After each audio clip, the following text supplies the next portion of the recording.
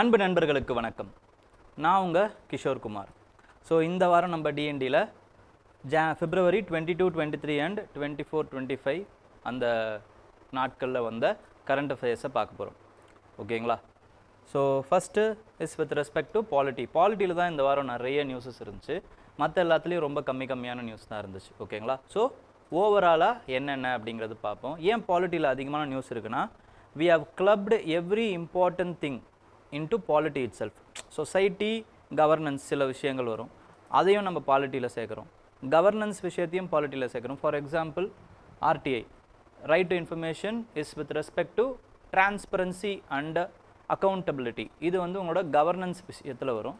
But நம்ம அதை பாலிட்டியில் தான் பார்ப்போம். ஸோ அதனால தான் நிறைய விஷயம் வந்து பாலிட்டிலேயே வர மாதிரி உங்களுக்கு இருக்கும். ஓகேங்களா? ஸோ அதையும் அதில் இருக்கக்கூடிய விஷயத்தையும் நீங்கள் கொஞ்சம் பிரித்து இது கவர்னன்ஸுக்கு, இது சொசைட்டிக்கு நம்ம எழுதலாம் இப்படிங்கிற அந்த கிராஸ் அந்த டோனும் உங்களுக்கு தெரியணும். ஓகேங்களா?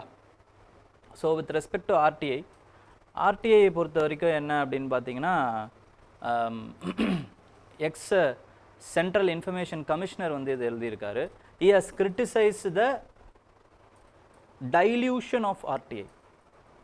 ஃபஸ்ட்டு இனிஷியலாக வந்து ஆர்டிஐ வந்து இன்ட்ரடியூஸ் பண்ணும் பொழுது ஆர்டிஐயுடைய அந்த கமாண்ட் இல்லைனா ஆர்டிஐக்கு உண்டான மக்களிடம் இருந்த எதிர்பார்ப்பு, அதை வந்து பூர்த்தி பண்ணுற விதமாக ஆர்டிஐ நடந்துக்கிட்ட விஷயங்கள், இது எல்லாமே ப்ராமிசிங்காக இருந்துச்சு. ஆர்டிஐ அப்படிங்கிறது என்ன sir? Right to information. Right to information அப்படின்னா என்ன சார்? எதுக்காக அது ரொம்ப இம்பார்ட்டண்ட்டாக நம்ம பார்க்குறோம்? ஏன் அது ரொம்ப இம்பார்ட்டண்ட்? இதுக்கு we can relate with democracy எப்படிங்கிறத ஒரு வாட்டி நம்ம கொஞ்சம் பேசிக்ஸ் பார்த்துருவோம். ஏன்னா இன் டெமோக்ரஸி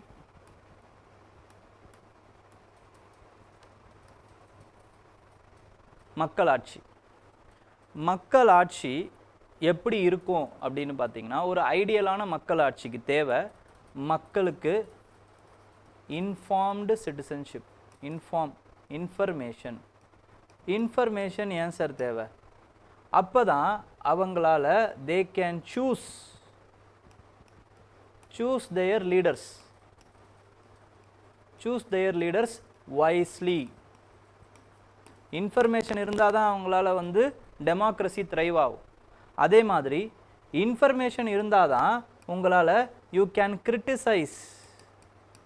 கிரிட்டிசைஸ் த டெமோக்ராட்டிக் ப்ராசஸ், கவர்னன்ஸ் ப்ராசஸ், இது எல்லாத்தையுமே கிரிட்டிசைஸ் பண்ணுறதுக்கு.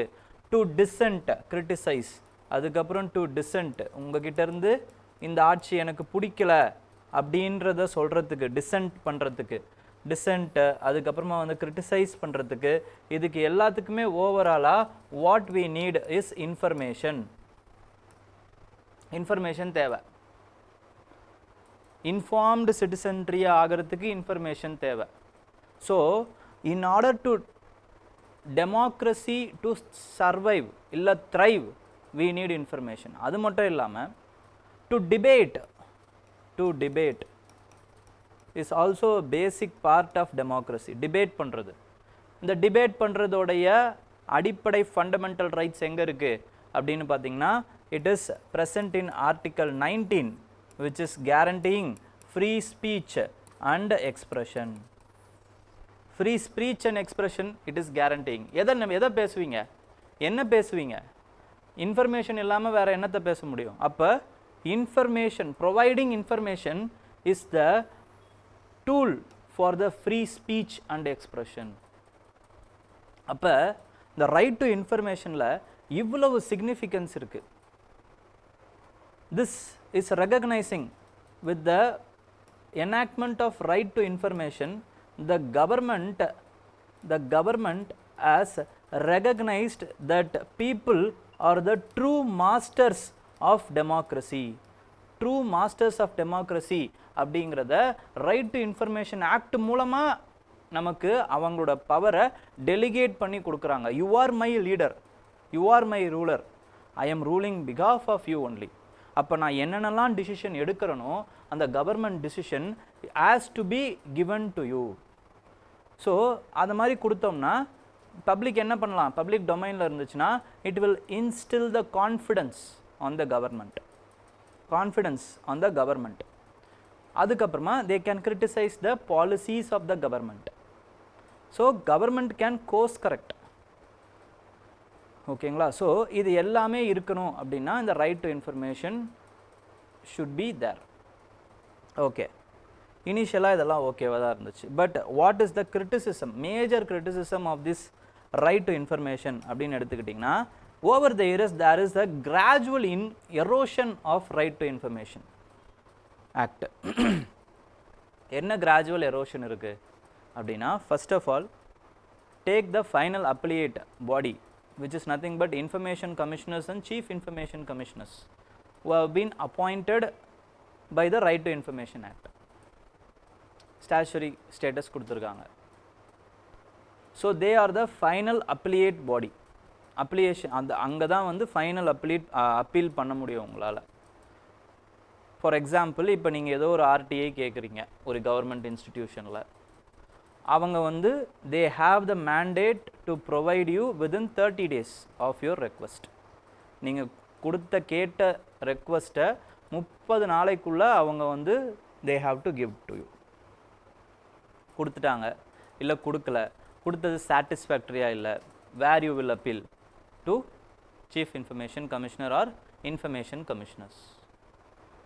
ஸோ இவங்க டிஸ்போஸ் பண்ணுற அந்த மெத்தட் இருக்குது பார்த்தீங்களா, it is very very very ஸ்லோவாக இருக்குது.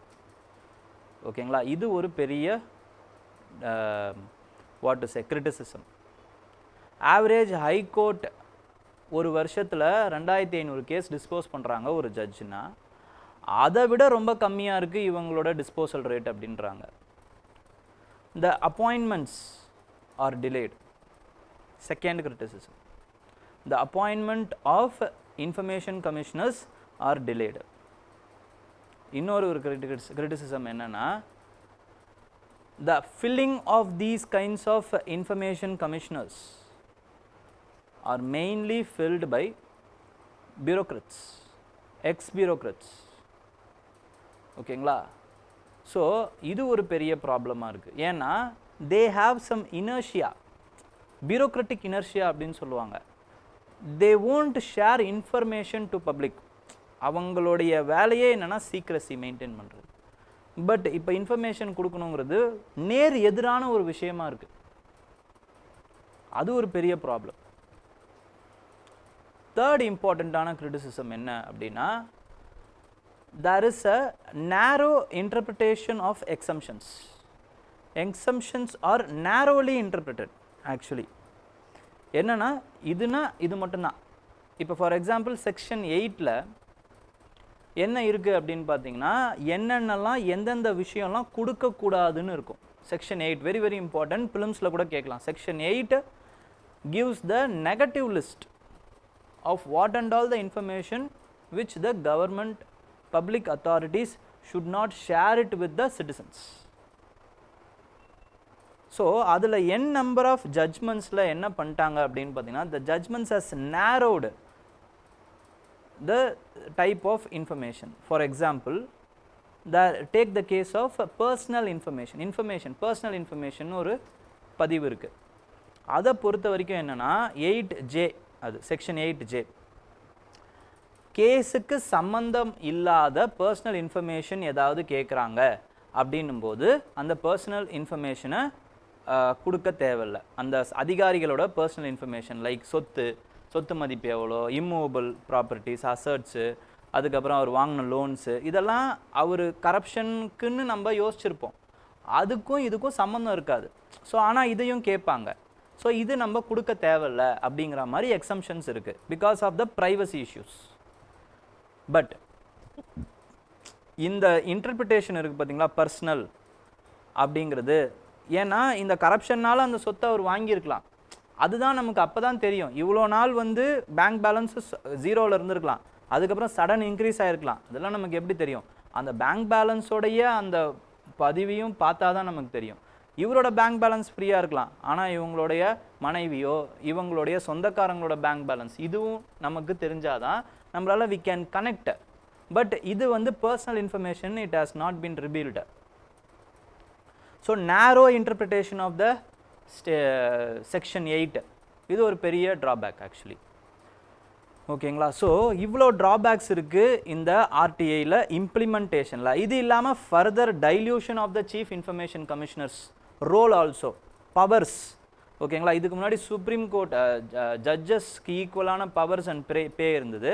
இப்போ அந்த டேர்ம்ஸாக இருக்கட்டும் இல்லை சேலரிஸாக இருக்கட்டும், இது எல்லாமே it will be governed and determined by the government, central government.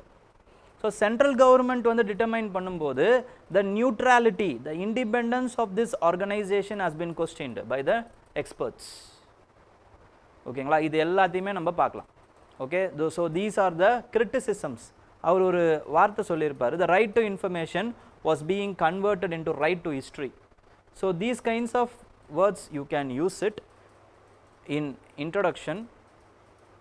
இல்லைனா இதே மாதிரியே உங்களுக்கு எக்ஸாமில் கொஸ்டினாக கேட்குறதுக்கும் வாய்ப்பு இருக்குது. இந்த சென்டென்ஸை யூஸ் பண்ணியே they can ask the question. ஓகேங்களா? ஸோ இந்த மாதிரி ஒரு இது வரும் பொழுது you have to criticise the RTI implementation அப்படிங்கிறத ஞாபகம் வச்சுக்கோங்க. Okay, next fencing out interfaith relationship in the new India.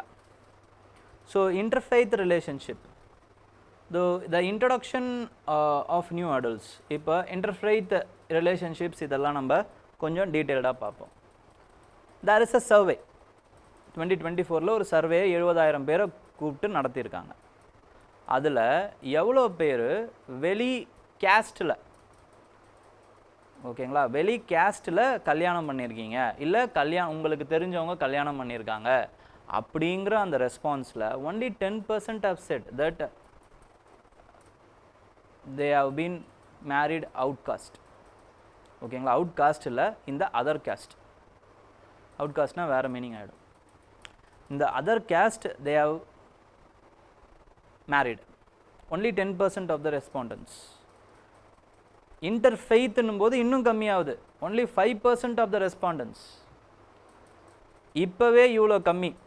இப்போது என்ன பண்ணுறாங்க அப்படின்னு பார்த்தீங்கன்னா, now due to by using various laws like UCC, அதுக்கப்புறமா வந்து ஆன்டி கன்வர்ஷன் லா, இதிலெல்லாம் என்ன ஆகுது அப்படின்னா வந்து the interfaith marriages இதுக்கு சிஸ்டமேட்டிக் லீகல் ஹடில்ஸ் வந்து கிரியேட் ஆகப்படுது. எப்படி சார் சொல்கிறீங்க? ஃபஸ்ட் எக்ஸாம்பிள், இப்போ நீங்கள் இன்டர்ஃபெய்த் மேரேஜ் பண்ணிக்கணும் அப்படின்னு வச்சுக்கோங்க, ஒரு மேரேஜ் பண்ணணும் அப்படின்னா you will be registered in special marriages act. இந்த ஸ்பெஷல் மேரேஜஸ் ஆக்ட்லேயே எவ்வளோ அடல்ட்ஸ் இருக்குது அப்படின்னா, your marriage has to be intimidated before 30 days. 30 daysக்கு முன்னாடியே நீங்கள் வந்து இன்டிமிடேட் பண்ணிடணும், இந்த மாதிரி நான் மேரேஜ் பண்ணிக்க போகிறேன் அப்படின்ட்டு. செகண்டு, அடுத்த அடல் என்ன அப்படின்னு பார்த்தீங்கன்னா, வித் ரெஸ்பெக்ட் டு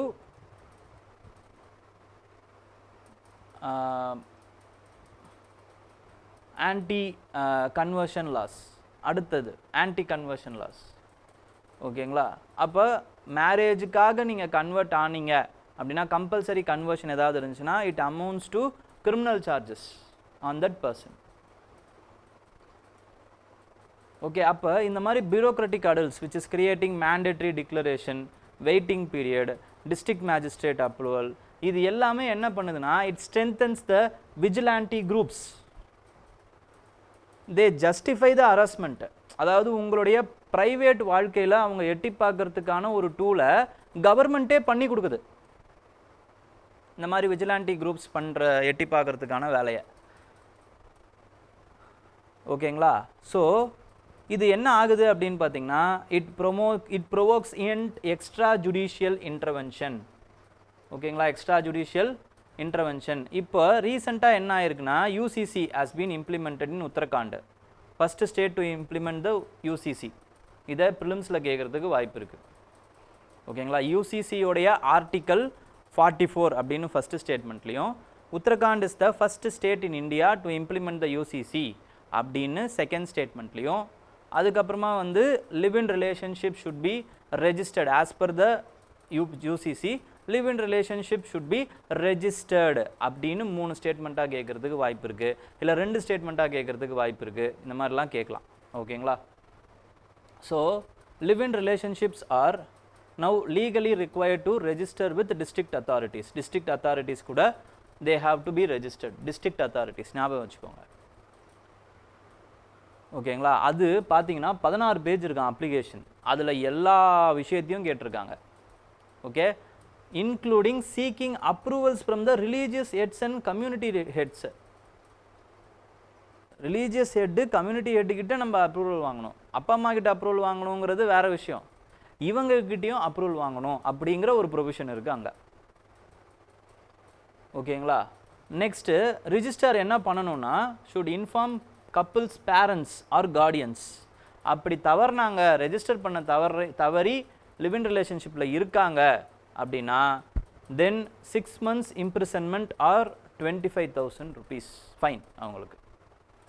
ஸோ இது என்ன மாதிரியான சோஷியல் ஆப்பத்தைடை இல்லைனா வந்து ப்ராப்ளம் ஸ்ட்ரக்சரல் பேரியர்ஸை கிரியேட் பண்ணுது அப்படின்னா 3 லெவலில் கிரியேட் பண்ணுது. First, it is with respecting strengthening of the traditional institutions. Traditional இன்ஸ்டிடியூஷன்ஸுக்கு ஸ்ட்ரென்த்தை கொடுக்குது. அதாவது நம்மளுடைய ப்ரைவேட் வாழ்க்கையை டிசைட் பண்ணுறதுக்கு ஒரு ரிலீஜியஸ் லீடருக்கு பவரை கொடுக்குறாங்க. In a constitutional democracy. First of all. Second problem is enabling the families to exercise greater control over women. விமனுக்கு உண்டான அந்த ஆதிக்கத்தை விமன் மேலே செலுத்துறதுக்கு இந்த மாதிரியான ஆக்ட் வந்து ஒரு பெரிய துணையாக இருக்குது. ஏன்னா women are subjected to dependence. Actually many womens still we are empowering இந்த ப்ராசஸ் ஆஃப் எம்பவரிங். அப்போ ப்ராசஸ் ஆஃப் எம்பவரிங்கில் இருக்கும் பொழுது அவங்க நிறைய டிபெண்ட்டாக இருக்கும்போது they can be subjected to hell a lot of coercion. மிரட்டியோ இல்லைனா எமோஷ்னல் பிளாக்மெயிலுக்கோ இவங்க அதிகமாக உள்ளாக்கப்படுவாங்க. ஏன் உள்ளாக்கப்படுறாங்க? ஏன்னா அவங்களுக்கு ஈஸியாக தெரிஞ்சிடும், தகவல் தெரிஞ்சிடும், இந்த மாதிரி வந்து லிவ் இன் ரிலேஷன்ஷிப்பில் விமன் இருக்க போகிறாங்க, உங்கள் ஃபேமிலியில் இருக்கிறவங்க இருக்க போகிறாங்க அப்படின்ட்டு.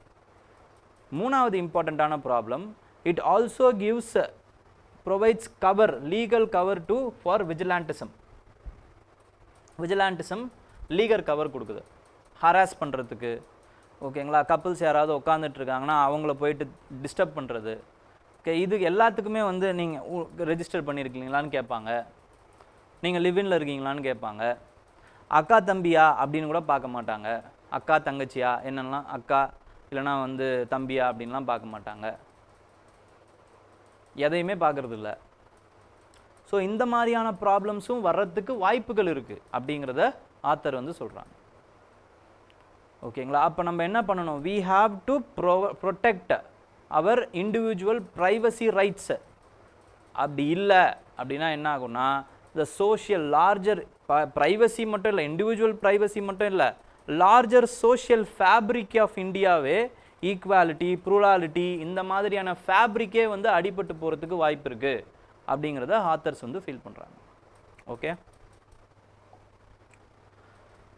Next, supreme court previously ruled on cake orders. Cake orders அப்படின்னா என்ன அர்த்தம்னா வாய்ப்பூட்டு தடை சட்டம் அப்படின்னு அர்த்தம். வாய்ப்பூட்டு தடை சட்டம், கேக், கம்முன்னு இருக்கணும் அப்படின்றது. ஓகேங்களா? இப்போ ரீசெண்டாக ஒரு யூடியூபர் அந்த இது பார்த்தோம், போன வாரமே நம்ம அந்த right to protection, right to speech இதை பற்றி நம்ம பார்த்தோம் அந்த யூடியூபர் கேஸில். இப்போ என்ன அப்படின்னு பார்த்தீங்கன்னா அவருக்கு சுப்ரீம் கோர்ட்டு ஃபர்தர் ஆர்டர்ஸ் வர வரைக்கும் you should not post any videos on the YouTube அப்படின்ட்டு வந்து அவருக்கு வந்து கேக் ஆர்டர் கொடுத்துருக்காங்க. அண்ட் அவரோட பாஸ்போர்ட்டை வந்து சப்மிட் பண்ண சொல்லியிருக்காங்க. எங்கேயும் வெளியே போயிடக்கூடாது, வெளிநாட்டுக்கு போயிடக்கூடாதுன்னு பாஸ்போர்ட்டை சப்மிட் பண்ண சொல்லியிருக்காங்க. ஓகே, அதுக்கப்புறமா தான் அவருக்கு பெயில் கொடுத்துருக்காங்க. ஸோ இந்த பெயில் ஆர்டர் அப்படின்னு இருக்குது பார்த்தீங்களா, இந்த bail order, this has been conditional. There is no statutory backing. அதாவது ஒரு லாவில் இப்படியெல்லாம் பெயில் கொடுக்கப்படலாம் அப்படின்னு எழுதுறது கிடையாது. This has been a complete discretionary power given to the judge. ஜட்ஜினுடைய ஒரு டிஸ்கிரிஷனரி பவர் தான் இந்த பெயில் அப்படிங்கிறது. அப்போ ஜட்ஜ் வந்து எந்த அடிப்படையில் பெயிலை கொடுக்குறாங்க அப்படின்னு பார்த்தீங்கன்னா பொதுவாக 3 அடிப்படைகளில் கொடுப்பாங்க. First with respect to flight risk, அதாவது அக்யூஸ்டுக்கு பெயில் கொடுத்தோம் அப்படின்னா அவர் வெளிநாட்டுக்கோ வெளி இடத்துக்கோ தப்பிச்சு போயிடுவாரா, போகக்கூடிய பொட்டென்ஷியல் இருக்கா அப்படிங்கிறத செக் பண்ணுவோம். செகண்டு ஹராசிங் அந்த விட்னஸஸ், விட்னஸுக்கு ஏதாவது பாதிப்பு வருமா அப்படிங்கிறத பொறுத்து பெயில் கொடுப்பாங்க. அதுக்கப்புறம் டேம்பரிங் த எவிடன்சஸ், எவிடன்ஸ் ஏதாவது டேம்ப் பண்ணிடுவாரா இல்லை பண்ண முடியுமா அப்படிங்கிறத பொறுத்து பெயில் கொடுப்பாங்க. இது இல்லாமல் வந்து ஒரு இனிஷியல் அமௌண்ட்டை வந்து செக்யூரிட்டியாக செலுத்த சொல்லுவாங்க, பாஸ்போர்ட்டை பிடுங்கி வச்சுப்பாங்க. அதுக்கப்புறம் வந்து ஒரு பீரியாடிக்காக வந்து போலீஸ் ஸ்டேஷனில் போய் கையெழுத்து போடணும்னு சொல்லுவாங்க. These are the conditions which accused will be provided bail. அப்போ இதுக்கு முந்தின ஆர்டர்ஸுக்கும் இந்த ஆர்டர்ஸுக்கும் ஒரு சிக்னிஃபிகண்ட் ஸ்டே இல்லைனா வந்து ஒரு சிக்னிஃபிகண்ட் ஸ்வே இருக்குது அப்படிங்கிறத இந்த ஆர்டிக்கலில் சொல்கிறாங்க. இதுக்கு முந்தின ஆர்டர்ஸ்லாம் எப்படி இருக்குன்னா ஃபார் பெயில், ஓகேங்களா, and the rights of the accused will be protected by the government or by the Supreme Court இல்லைனா High Court. என்னென்ன ஜட்ஜ்மெண்ட்ஸ் இருக்குன்னா அந்த ஜட்ஜ்மெண்ட்ஸ் எல்லாத்தையும் சொல்லியிருக்காங்க. அந்த judgements is with respect to for example Satyendar Kumar until versus central government. அதில் வந்து என்ன சொல்லுவாங்க, சென்ட்ரல் பியூரோ ஆஃப் இன்வெஸ்டிகேஷன், இதில் வந்து என்ன சொல்லுவாங்க அப்படின்னு பார்த்தீங்கன்னா இம்பாசிபிள் கம்ப்ளையன்சஸ்லாம் கொடுக்கக்கூடாது. அதாவது என்ன சொல்கிறது, ஒரு எக்ஸாம்பிளுக்கு சொல்கிறேன். ஒரு நாளைக்கு 6 வாட்டி வந்து கையெழுத்து போடணும் அப்படின்னு சொல்கிறாங்கன்னு வச்சுக்கோங்களேன். ரயில்வே ஸ்டேஷன் இது போலீஸ் ஸ்டேஷனுக்கு ஒரு நாளைக்கு 6 வாட்டி வந்து கையெழுத்து போடணும் அப்படிங்கிறது ஒரு இம்பாசிபிள் கம்ப்ளைண்ட்ஸ், இல்லைனா தேவையில்லாத கம்ப்ளைண்ட்ஸ். ஸோ இந்த மாதிரி அவங்கள போடக்கூடாது, அவங்கள வந்து ஹராஸ் பண்ணக்கூடாது, கம்ப்ளைண்ட்ஸ் பெயில் கண்டிஷன்ஸ் போடக்கூடாது. Next there is another case which is Frank Vitus, ஓகேங்களா. இதில் வந்து பார்த்தீங்க அப்படின்னா அக்யூஸ்டோட கூகுள் மேப்பை திறந்து வச்சு எப்பயுமே வந்து ஆன்லேயே இருக்கணும், so that we can track the accused அந்த ட்ராவலிங் அப்படின்ட்டு வந்து இன்வெஸ்டிகேஷன் ஏஜென்சி சொன்னாங்க.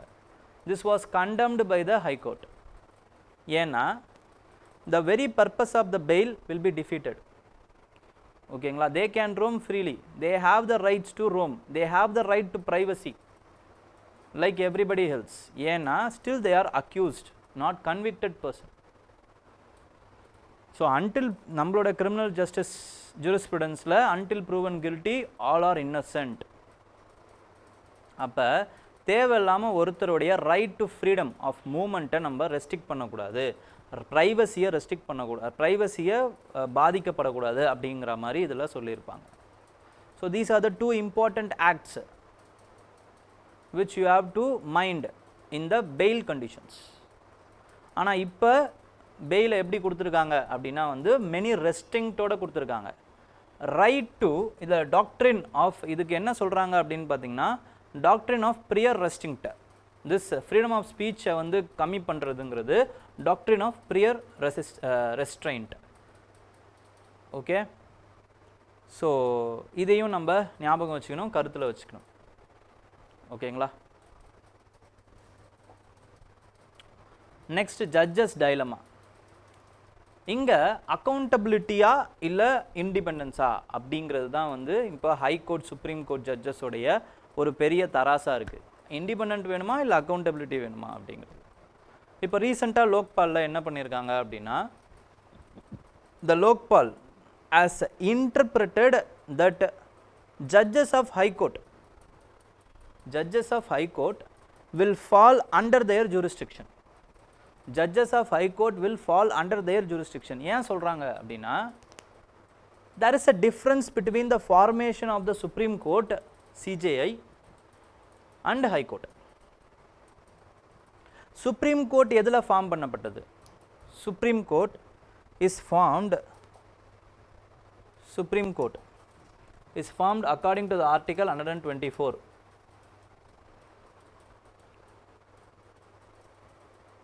It has been created by Constitution of India. Constitution of India. It has been created. இதுக்கு முன்னாடி சுப்ரீம் கோர்ட் அப்படிங்கிற ஒரு ஆர்கனைசேஷன் இல்லை 1947க்கு முன்னாடி. It came into existence and first working எப்போ ஆரம்பிக்குது? Jan 28 1950 தான் ஆரம்பிக்குது. அதுக்கு முன்னாடி சுப்ரீம் கோர்ட்டுங்கிற ஆர்கனைசேஷன் கிடையாது. But not in the case of high court. High court in 114ல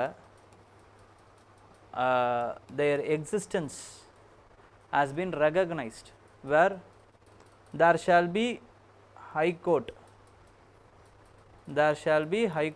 for every state. There shall be high court for every state அப்படின்னு வந்து சொல்லியிருப்பாங்க.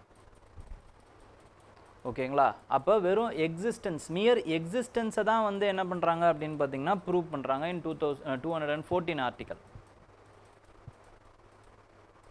So but it is a pre constitutional organisation which has been established by act, High Court Act. ஓகேங்களா? ஸோ while interpreting these two and using the section 14 of Lokpal Act 2013, where public authority அப்படிங்கிற அந்த கொடையின் கீழே supreme high court and high court judges இவங்க ரெண்டு பேருமே வராங்க அப்படின்னு லோக்பால் வந்து இன்டர்பிரேட் பண்ணுறாங்க. High court and high court judges both will come under section 14 of the definition of public servant அப்படின்னு சொல்கிறாங்க. ஓகேங்களா? இதை என்ன பண்ணுறாங்கன்னா வந்து சுப்ரீம் கோர்ட் வந்து ஏற்றுக்கல. ஓகேங்களா? சுப்ரீம் கோர்ட் ஏற்றுக்காமல் என்ன பண்ணுறாங்க அப்படின்னு பார்த்தீங்கன்னா they have stayed this interim order. ஏன்னா independence of the judiciary will be questioned. ஓகேங்களா? which is a basic structure of the constitution. independence of the judiciary வந்து கேள்விக்குறியாயிடும். அது மட்டும் இல்லாமல் the judges of the high court are also appointed as the same procedure as judges of the supreme court. அப்போ ரெண்டு பேருக்குமே வந்து ஒரே மாதிரியான அந்த பவர்ஸ் தான் இருக்குது. அதனால் constitutionally their appointment is constitutionally created. So இதனால் வந்து பார்த்தீங்க அப்படின்னா they are beyond the public servants அப்படிங்கிற அந்த இது. Even though prevention of corruption ஆக்டில் பப்ளிக் சர்வெண்ட்டுக்குள்ளே ஹைகோர்ட் ஜட்ஜஸ் வராங்க, இருந்தாலும் இந்த பாயிண்ட்டை வந்து சொல்லி சுப்ரீம் கோர்ட் வந்து அந்த ஆர்டரை ஸ்டே பண்ணி வச்சுருக்காங்க. So here comes the problem, where independence முக்கியமா இல்லை அக்கௌண்டபிலிட்டி முக்கியமா அப்படிங்கிறது. So it is a high time to decide to fix the accountability of the judges also. ஏன்னா ஏதாவது ஒரு ப்ராப்ளம் பண்ணாலுமே when there is a acquisition on the part of judges மேலே இருந்தாலுமே there is only in-house mechanism as of now. Impeachment process இருக்கு and in-house mechanisms இருக்கு.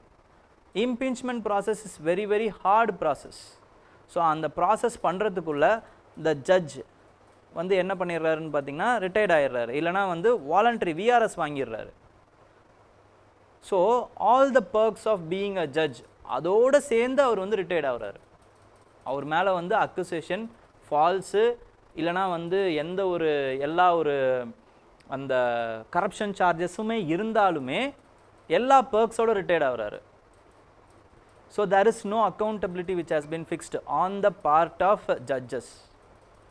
So we have to balance both the essential qualities. ஓகேங்களா? ஒரு ஜட்ஜின்னு ஒருத்தர் இருந்துட்டாலே அவர் புனிதர் கிடையாது. Not beyond question is also should be accountable, because accountability is also the basic structure of constitution. Not only independence but also accountability. அப்போ இது ரெண்டுத்தையுமே நம்ம we have to ensure பண்ணால் மட்டும்தான் the judiciary as an institution will hold trust among the people. So இங்கே தான் அங்கே சொல்கிறாங்க. Okay, converting court cases backlogs into treasure troves. So உங்களுக்கே நல்லா தெரியும், ஜுடிஷியரியை பொறுத்த வரைக்கும் there are n number of cases. For example, in Supreme Court nearly 82,000 of the cases are pending. High Court it is 60 lakh cases. In lower courts it is worse, 5 crore cases is pending actually. 50 லட்சம் case கிட்டத்தட்ட 10 வருஷமாக வந்து நடந்துகிட்டு இருக்கான். So இது என்ன பண்ணும் அப்படின்னா, அந்த ஜஸ்டிஸ்ன்னு இருக்குல்ல, it is equal to denial of justice only. Denial of justice, ஏன்னா timely justice is very very important. justice delayed is justice denied. அதுக்குன்னு justice hurried இருக்கக்கூடாது, because it is justice buried. But there should be a balance actually. There should be a balance. ஓகேங்களா? ஏன் sir இங்கே பிரச்சனை வருது, ஏன் வந்து justice வந்து டிலே ஆகிட்டே இருக்குது, எப்போ பாரு இதே பிரச்சனை இருக்குது அப்படின்னா, there are some problems, inherent problem. என்னென்ன ப்ராப்ளம் இருக்குது? First is with respect to the population of this country and low amount of judge ratio, judge population ratio. There are only 21 judges for 1 million population for India. 21 judges தான் இருக்காங்க. Second problem is with respect to adversarial systems. இந்த சிஸ்டமே அப்படிதான். என்ன system? n number of adjudication, adjournments, ஓகேங்களா, paper works, அதுக்கப்புறம் பேக்லாக்ஸு, ஃபஸ்ட்டுக்கு அப்புறமா second appeal, third appeal, fourth appeal, இவ்வளவு விஷயங்கள் இருக்குது. சிஸ்டமேட்டிக்காக இந்த சிஸ்டமே வந்து பார்த்தீங்க அப்படின்னா வந்து அகெயின்ஸ்ட் ஜஸ்டிஸ் டெலிவரியாக தான் இருக்குது. ஸ்பீடி ஜஸ்டிஸ் டெலிவரி அட்வர்சரியல் சிஸ்டமாக இருக்குது.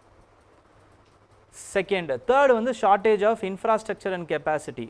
இன் terms of infrastructure also, finance also, man power also, everything is shortage.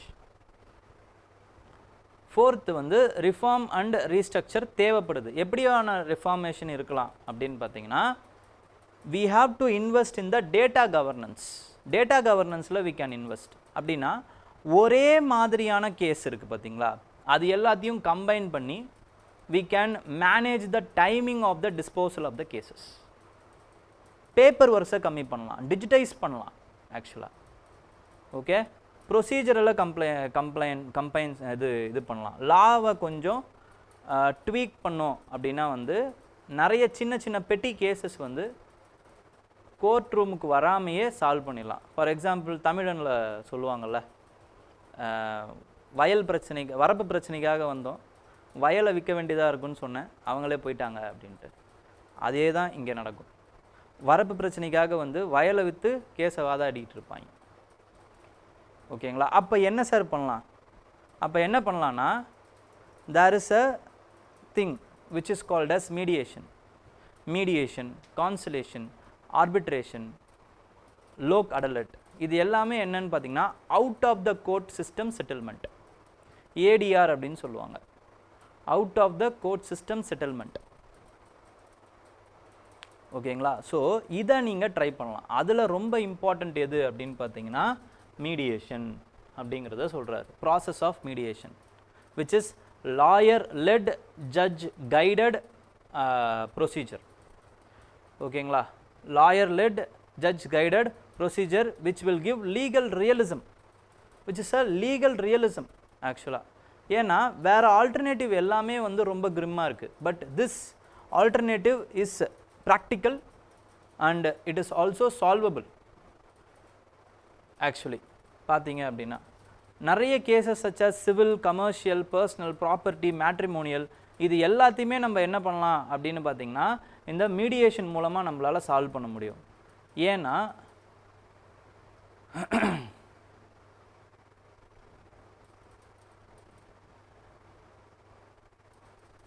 what we have to do is we have to just assign the cases.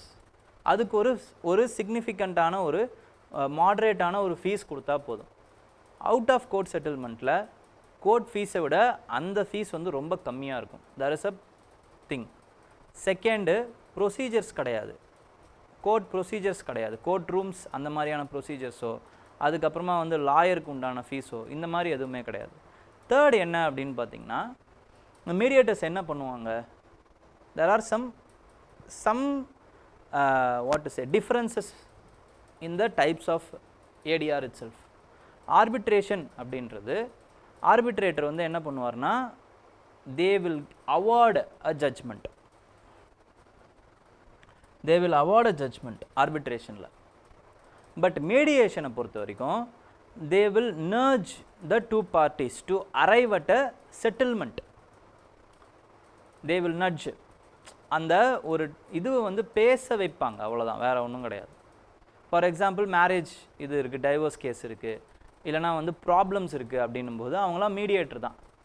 Counsellors, mediators இவங்களாம் என்ன பண்ணுவாங்கன்னா, பிரச்சனை என்ன பண்ணலாம் suggestions கொடுக்கறது, இல்லை நீங்கள் இப்படி வாங்க, நீங்கள் கொஞ்சம் ஏறி போங்க, நீங்கள் கொஞ்சம் இறங்கி வாங்க, இப்படிங்கிற அந்த ப்ரொவிஷன்ஸ் அந்த இதுவை சொல்லுவாங்க, நர்ஜ் பண்ணுவாங்க, அவ்வளோதான். So both the parties will arrive at a practical solution within a given amount of time. ஓகேங்களா? இது என்ன ஆகும் அப்படின்னு பார்த்தீங்கன்னா, கோர்ட் கேசஸ் அந்த பேக்லாக்ஸ் குறையும். அதே மாதிரி மீடியேட்டர்ஸுக்கு இது ஒரு நல்ல ஒரு ரெனுமரேஷனாகவும் இருக்கும். டைமிங் வந்து அதே மாதிரியே வந்து ஸ்பீடி டிஸ்போசல்ஸ், ஜஸ்டிஸ் டிஸ்போசலாக இருக்கட்டும், எல்லாமே இதில் கிடைக்கும். ஓகேங்களா? அதுதான் வந்து ஆத்தர் வந்து ஃபீல் பண்ணுறாரு. Next NMC regulation, national medical கமிஷனுடைய eligibility condition to become a doctor. அது என்ன அப்படின்னு பார்த்தீங்கன்னா, eligibility condition that candidates with டிசபிலிட்டியாக இருந்தாலும் must have both hands intact with intact sensation and sufficient strength. இதெல்லாம் இருந்தால் மட்டும்தான் ஒருத்தர் எம்பிபிஎஸ்ஸாக ஆக முடியும், ஒருத்தர் எம்பிபிஎஸ் அட்மிஷன் போட முடியும் அப்படின்ட்டு வந்து அவங்களோட கண்டிஷன் இருக்குது. இது எதனால் இந்த கேஸ் வருது அப்படின்னு பார்த்தீங்கன்னா, ஒருத்தர் 50% லோக்கோமோட்டிவ் டிசபிலிட்டியோட 20% ஸ்பீச் அண்ட் லாங்குவேஜ் டிசபிலிட்டியோட ஒருத்தர் நீட்டு பாஸ் பண்ணியிருக்காரு. பட் அவருக்கு அவரோட டிசபிலிட்டி காரணமாக என்ன அப்படின்னு பார்த்தீங்கன்னா, இந்த என்எம்சி நேஷ்னல் மெடிக்கல் கமிஷனோடைய இந்த லாவை வச்சு அவருக்கு சீட்டு மறுக்கப்பட்டிருக்கு. அவர் கேஸ் போடுறாரு. அந்த கேஸில் சுப்ரீம் கோர்ட் என்ன சொல்லுது அப்படின்னு பார்த்தீங்கன்னா, this is against the very foundation of the law, இல்லைனா வந்து அந்த ஆர்டிக்கல் 41 என்ன சொல்லப்பட்டிருக்கு அப்படின்னு பார்த்தீங்கன்னா, it is given the constitution guarantees the right to work, education and public assistance and it should not be discrimination இருக்கக்கூடாது இதில், and it is against the statutory act of persons with disability. அது மட்டும் இல்லாமல் UN provision of persons with disability. So அதனால் இந்த கைட்லைனை revise பண்ணணும் அப்படின்னு court வந்து என்எம்சிக்கு டைரக்ட் பண்ணியிருக்காங்க. ஓகேங்களா? Opposition criticizes Home Ministry for inefficiency and underutilization of funds. Underutilization of funds அப்படின்னு வரும்பொழுது Home Minister faced criticism for inefficiency during a meeting of standard parliamentary standing committee. Underutilization of fund எங்கெங்கெல்லாம் இருந்திருக்கு அப்படின்னு பார்த்தீங்கன்னா, நிர்பயா ஃபண்டாக இருக்கட்டும், woman சேஃப்டியாக இருக்கட்டும், prison மாடர்னைசேஷனாக இருக்கட்டும். அப்போ இந்த ஃபண்டு எல்லாமே எந்த மினிஸ்ட்ரி கீழே வருது? ஹோம் மினிஸ்ட்ரி கீழே வருதுன்றதை தெரிஞ்சு வச்சுக்கோங்க. இதை பிலிம்ஸில் கேட்பாங்க. இந்த அண்டர் யூட்டிலைசேஷன் ஆஃப் ஃபண்ட் அப்படிங்கிறத நீங்கள் மெயின்ஸில் எப்படி சார் எழுதலாம் அப்படின்னும்போது, மெயின்ஸில் கவர்னன்ஸ்லேயும் நீங்கள் யூ கேன் யூஸ் இட், எத்திக்ஸ்லேயும் you can use it. Because எத்திக்ஸில் ஃபண்டு அப்படிங்கிறதே ஒரு டாபிக். ஆக்சுவலாக நீங்கள் போய் பார்த்தீங்கன்னா, சிலபஸில் பார்த்தீங்கன்னா உங்களுக்கு தெரியும். ஸோ எப்படி சார் நீங்கள் யூஸ் பண்ணலாம் அப்படிங்கிறதுக்கு நான் வந்து ஒரு மாடல், ஒரு பாயிண்ட் எடுத்துகிட்டு வந்திருக்கேன். ஓகேங்களா? மெயின்ஸில் இப்படியெல்லாம் நீங்கள் யூஸ் பண்ணலாம். இந்த அண்டர் யூட்டிலைசேஷன் ஆஃப் ஃபண்ட் அப்படிங்கிறத example of inefficient governance and proper implementation of scheme, இதுதான் பாயிண்ட். ஓகேங்களா? Inefficient governance and improper utilisation of the scheme. Scheme போடுறீங்க, ஃபண்ட் அலாட் பண்ணுறீங்க, ஆனால் அதை கரெக்டாக யூட்டிலைஸ் பண்ண மாட்டீங்க. So this also amounts to corruption actually, under utilisation of fund. இதுக்கான எக்ஸாம்பிள் என்ன? நீங்கள் கரண்ட் அஃபேர்ஸில் பார்த்தா நிர்பயா ஃபண்டை நீங்கள் சொல்லலாம். Only 1/3 of the utilised, 1/3 of the fund is utilised ஆக்சுவலாக. இதுதான் எக்ஸாம்பிள். இப்படி தான் கரண்ட் அஃபேர்ஸ்லேருந்து எக்ஸாம்பிள் எடுத்துக்கணும். அப்போ இதுக்கு நீங்கள் என்ன சொல்லலாம்னா ஒரு சொல்யூஷன் மாதிரி சொல்லலாம். கெப்பாசிட்டி பில்டிங்கோ இல்லை மானிட்டரிங் த ஃபண்டோ, இம்ப்ளிமெண்டேஷனை மானிட்டரி பண்ணுறது, இந்த மாதிரி ஒரு மெக்கானிசம் கிரியேட் பண்ணலாம் அப்படின்ட்டு வந்து நீங்கள் ஒரு வே ஃபார்வர்டில் இந்த 2 பாயிண்ட்டுக்கு இந்த வே ஃபார்வர்டில் ஒரு சஜஷனாக நீங்கள் போடலாம். டிஸ்கஸ் அப்படின்னு ஏதாவது ஒரு கொஸ்டின் கேட்டாங்கன்னா இது ஒரே ஒரு பாயிண்ட் தான். This is a point. Okay, இந்த இடத்துலேருந்து, இந்த கரண்ட் அஃபேர்ஸ்லேருந்து இந்த பாயிண்ட்டை நீங்கள் இப்படி மேக் பண்ணலாம். ஓகேங்களா? ஏன் சார் கரண்ட் அஃபேர்ஸ் படிக்கணும், இதெல்லாம் ஏன் படிக்கிறோம் இப்படின்னு நீங்கள் யோசிக்கிறதுக்கான ஒரு ப்ராக்டிக்கல் டெமான்ஸ்ட்ரேஷனாக தான் நான் என்ன பண்ணியிருக்கேன்னா இந்த மாதிரி ஒரு பாயிண்ட்டை க்ரியேட் பண்ணி உங்களுக்கு எடுத்துகிட்டு வந்திருக்கேன். ஓகேங்களா? இப்படி தான் நீங்கள் யூஸ் பண்ணணும். கரண்ட் அஃபேர்ஸ் அப்படியே உங்களுக்கு யூஸ் ஆகாது. இல்லைனா இந்த கரண்ட் அஃபேர்ஸில் படிக்கிறது அப்படியே உங்களுக்கு கேள்வியாக மாற்றுவாங்களான்னா அது இட் இஸ் $1 million கொஸ்டின் தான். பட் இதிலிருந்து எடுக்க வேண்டிய சிக்னிஃபிகண்ட்டாக என்னென்னலாம் எக்ஸாம்பிள் எடுக்கலாம், எப்படி இந்த எக்ஸாம்பிளை பாயிண்ட்டாக மாற்றலாம், இல்லை ஆல்ரெடி பாயிண்ட்டாக இருக்கிறதுல இந்த எக்ஸாம்பிளை எப்படி சொருகலாம், இப்படிங்கிறதுல தான் உங்களுடைய அந்த டேலண்ட் இருக்குது. அதுக்கப்புறம் அந்த கொஸ்டினுக்கு ஏதாவது ஒரு கொஸ்டின் கேட்குறாங்கன்னா அதுக்கு ஏற்ற மாதிரி எழுத வேண்டியது, அவ்வளோதான். ஓகேங்களா?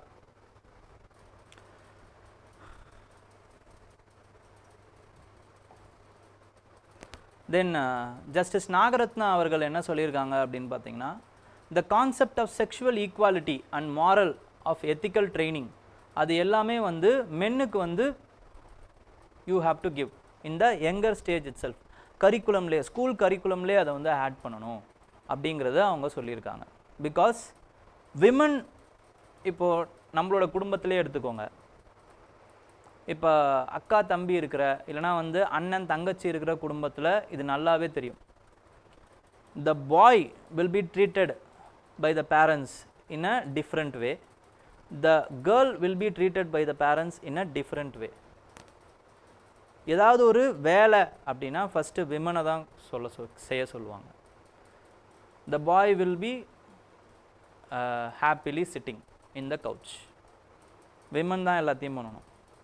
ஏதாவது விமன் ஏதாவது ப்ரொட்டஸ்ட் பண்ணால், இல்லை ஏன் இவனையும் செய்ய சொல்லுங்களேன் அப்படின்னு சொன்னால், இஸ் அ பாய் அப்படின்னு பேட்ரனைஸ் பண்ணுவாங்க.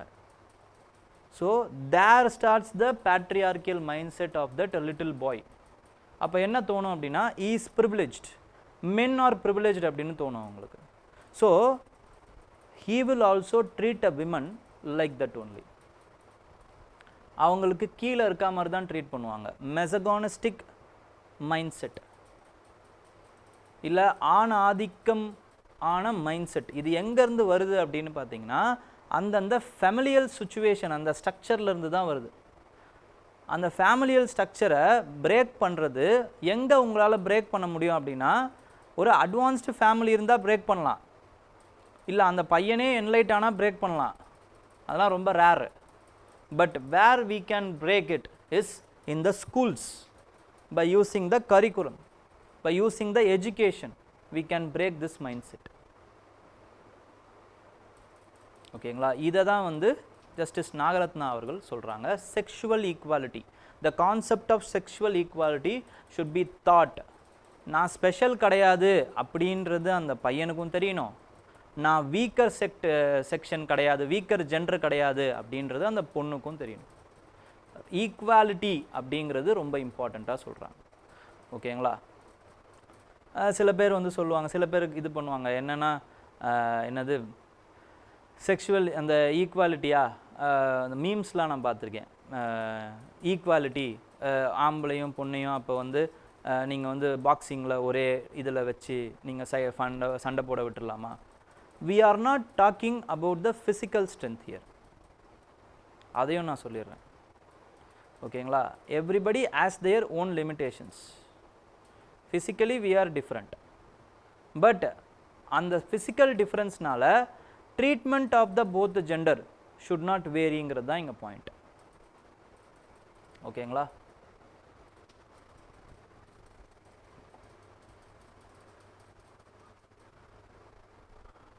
Not business as usual. Pharmacy of the global south நம்ம தான் அது. ஆக்சுவலாக pharmacy of the global south is us and we are facing a global crisis. Actually என்ன கிரைசிஸ்? Crisis of legitimacy. ஓகேங்களா? ஏன் இது வருது அப்படின்னா, போன வருஷம் 2023-24 இதில் சில கான்ட்ரவர்சிஸ் வந்துச்சு, விச் இஸ் டைஎத்தில் கிளைகால்.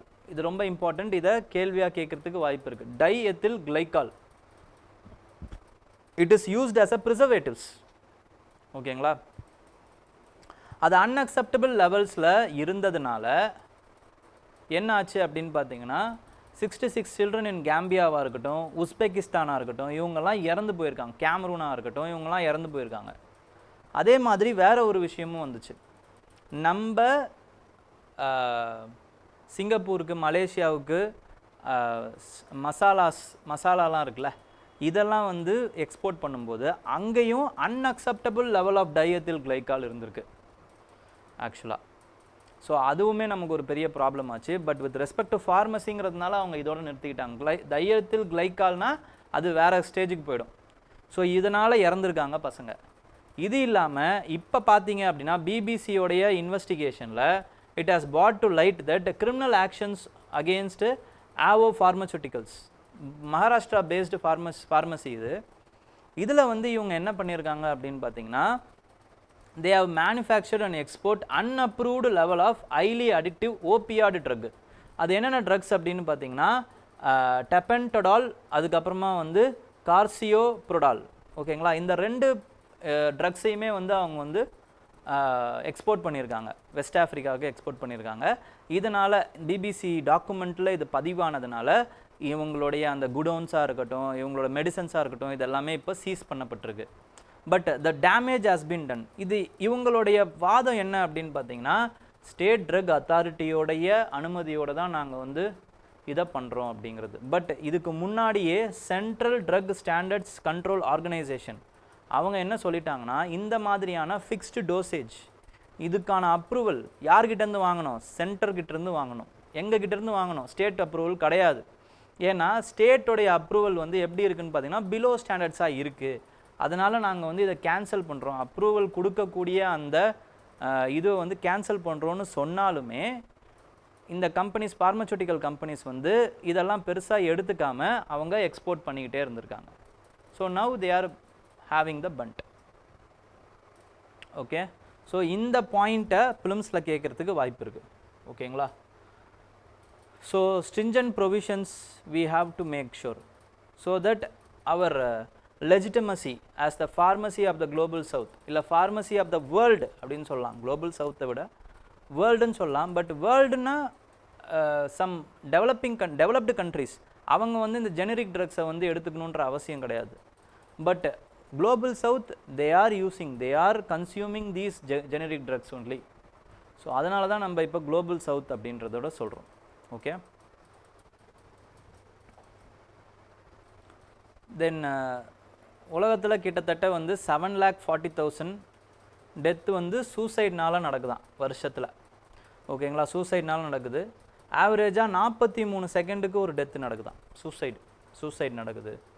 மென் தான் வந்து அதிகமாக வந்து சாகிறாங்க சூசைட்னால தேன் விமன் அப்படிங்கிறத சொல்கிறாங்க. அண்ட் தென் சூசைட் டிக்ளைனும் ஆயிருக்கு அப்படிங்கிறது சொல்கிறாங்க. எதனால்? பிகாஸ் ஆஃப் இன்டர்வென்ஷன் அண்ட் ப்ரிவென்ஷனாக ஒர்க்கிங். ஓகேங்களா? இன்டர்வென்ஷன் மூலமாக சூசைடை கட்டுப்படுத்த முடியும். ஏன்னா சூசைட் அப்படிங்கிறது என்னன்னு பார்த்தீங்கன்னா, அது சுச்சுவேஷ்னல் ஃபினாமினா. அந்த சுச்சுவேஷனை நீங்கள் கடந்துட்டீங்க அப்படின்னா உங்களுக்கு அந்த தாட் போயிடும்.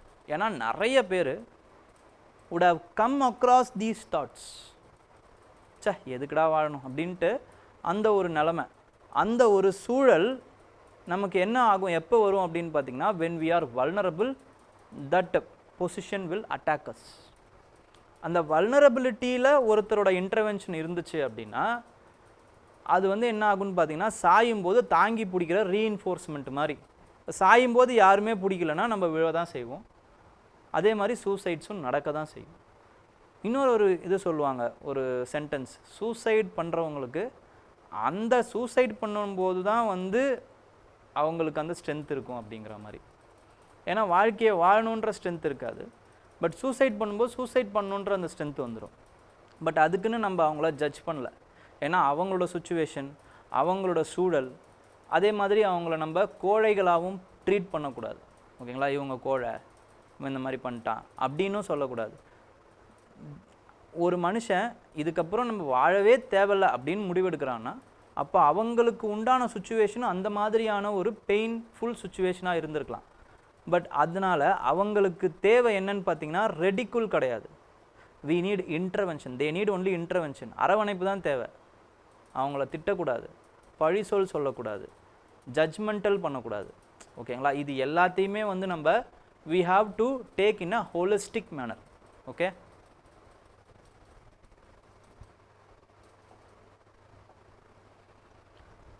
how glaciers, ice algae accelerate the Greenland ice sheet. இங்கே வந்து பார்த்தீங்க அப்படின்னா there is a micro algae in dark pigmented micro algae in a Greenland. ஓகேங்களா, இந்த கிரீன்லேண்ட் கிளேசியர்ஸ் மேலே இந்த டார்க் பிக்மெண்டட் மைக்ரோ ஆல்கை இருக்குது.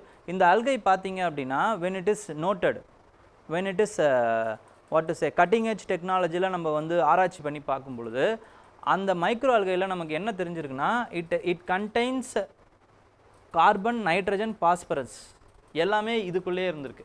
அதுவும் பாஸ்பரஸ் கண்டென்ட் அதிகமாக இருக்குது. அப்போ இதுக்கு என்ன தேவையில்லை அப்படின்னு பார்த்தீங்கன்னா எனர்ஜி இதுக்குள்ளேருந்தே வந்து வருது. அப்போ ரொம்ப நாள் வந்து இது எந்த ஒரு ஃபுட்டும் இல்லாமல் வாழ முடியும். But this is dark algae. டார்க்குன்னும் போது அது ஐஸ் மேலே இருக்குது அப்படின்னா it reducing the albedo effect of the glaciers. ஏன்னா ஆல்பிடோ எஃபெக்ட்னும் போது ஆல்பிடோ எஃபெக்ட் ஒயிட்டில் தான் அதிகமாக இருக்கும். But it is dark. டார்க்குன்னும் போது சன்லைட் அதிகமாக இதால் வந்து அப்சர்வ் பண்ணிக்க முடியும். அப்போ சன்லைட்டை அதிகமாக அப்சர்வ் பண்ணுறதுனால இதுக்கு எனர்ஜி கிடைக்கிறது மட்டும் இல்லை, இது ஹீட் ஆகுது, சுற்றி இருக்கிற சரௌண்டிங்கை ஹீட் ஆகுது, கிளேஷியர் மெல்ட் ஆகுது. கிளேஷியர் மெல்ட்டிங்னால என்ன ஆகுது அப்படின்னு பார்த்தீங்கன்னா சீ லெவல் ரைஸ் ஆகுது. ஓகேங்களா, ஸோ இதெல்லாம் ஒரு பெரிய ப்ராப்ளம். ஸோ நம்மளுடைய ரிசர்ச்சில் நம்ம என்ன பண்ணணும் இதுக்கப்புறம் அப்படின்னு பார்த்தீங்கன்னா கிளேஷியர் இல்லைனா வந்து கிளைமேட் மாடல் ப்ரிடிக்டிங்கில் we have to incorporate biological process also அப்படிங்கிறது இந்த ஸ்டடியிலேருந்து ப்ரூவ் பண்ணியிருக்காங்க. ஓகேங்களா, நெக்ஸ்ட்டு எமிஷன் இன்டென்சிட்டி டார்கெட் இந்த மந்த் எண்டுக்குள்ளே, இப்போ இது வந்து 26 அதோடைய நியூஸு. ஸோ இந்த மந்த் எண்டுக்குள்ளேனா இந்நேரத்துக்கு வந்திருக்கணும், வரும்னு நினைக்கிறாங்க. அவ்வளோதான், வந்திருக்குமா இருக்காதான்னு நமக்கு இன்னும் தெரியல. ஸோ வரும்னு சொல்கிறாங்க. யார் சொல்கிறது அப்படின்னா bureau of energy efficiency director வந்து சொல்கிறாங்க. ஸோ அதன் அடிப்படையில் என்ன அப்படின்னு பார்த்தீங்கன்னா கார்பன் ட்ரேடிங் ஸ்கீம் வந்து இந்தியா வந்து கிரியேட் பண்ணிகிட்டு இருக்குங்க. ஓகேங்களா, இதன்படி இண்டஸ்ட்ரீஸ்லாம் என்ன பண்ணணும்னா they have to take measures to cut their emission intensity. ஓகேங்களா, எமிஷன் இன்டென்சிட்டியை வந்து அவங்க கட் பண்ணணும். According to Panchamrit agreement COP 26ல் நம்ம கிளாஸ்கோவில் we have produced the Panchamrit agreement 5 point agreement. அதில் எமிஷன் இன்டென்சிட்டியை 45% ஆஃப் த இதுவாக குறைக்க போகிறோம். லெவல் வித் ரெஸ்பெக்ட் டு 2005 விட 45% நாங்கள் குறைப்போம் அப்படின்ட்டு வந்து வித்தின் 2030 அப்படின்ட்டு வந்து நம்ம சொல்லியிருக்கோம். ஸோ அந்த ஸ்டெப்ஸை தான் நம்ம இப்போ எடுத்துகிட்ருக்கோம். ஓகேங்களா, எடுக்கும்போது we have given carbon trading scheme. Carbon trading scheme வந்து இன்ட்ரடியூஸ் பண்ணிடணும். Our version of carbon trading scheme. அது என்ன sir our version of carbon trading ஸ்கீம்னா யூரோப்பியன் கண்ட்ரீஸில் they have carbon trading mechanism. அந்த மெக்கானிசம் எப்படி இருக்குன்னா for every industry they will fix a target. ஓகேங்களா, ஒரு certain percentage of tons you can release, அதுக்கு மேலே ரிலீஸ் பண்ணக்கூடாது அப்படின்ட்டு. அப்போ சர்டன் பர்சன்டேஜ் ஆஃப் டன்ஸ் வந்து ரிலீஸ் பண்ணலாம் அப்படின்னா இப்போ for example there are some carbon releasing industries. Aluminium இருக்குது. ஓகேங்களா, அலுமினியம், அப்புறம் அயர்ன் அண்ட் ஸ்டீல் இருக்குது. ஓகேங்களா, இந்த அலுமினியமுக்கு வந்து 2 tons ஆஃப் கார்பனை ரிலீஸ் பண்ணலாம். அயர்ன் அண்ட் ஸ்டீல்னா 5 tons ஆஃப் கார்பனை ரிலீஸ் பண்ணலாம் அப்படின்னு வச்சுக்கோங்க. இப்போ அலுமினியம் ஸ்டீல் இண்டஸ்ட்ரீஸ் இருக்காங்க. இவங்க வந்து என்ன பண்ணுவாங்க அப்படின்னு பார்த்தீங்கன்னா இவங்களுக்கு இந்த 2 tonsலேருந்து இந்த கார்பன் இதுவை எமிஷனை அந்தந்த கெப்பாசிட்டிக்கு ஏற்ற மாதிரி பிரித்து கொடுத்துருவாங்க. அப்போ கம்பெனி ஏ இருக்குது, கம்பெனி பி இருக்குது. They have to release, company A has to release only 1 ton. ஓகேங்களா, company B has to release only 0.5 ton. அப்படின்னு வச்சுக்கோங்க. கம்பெனி பி என்ன பண்ணுறாங்கன்னா கொஞ்சம் அதிகமாக ரிலீஸ் பண்ணிடுறாங்க.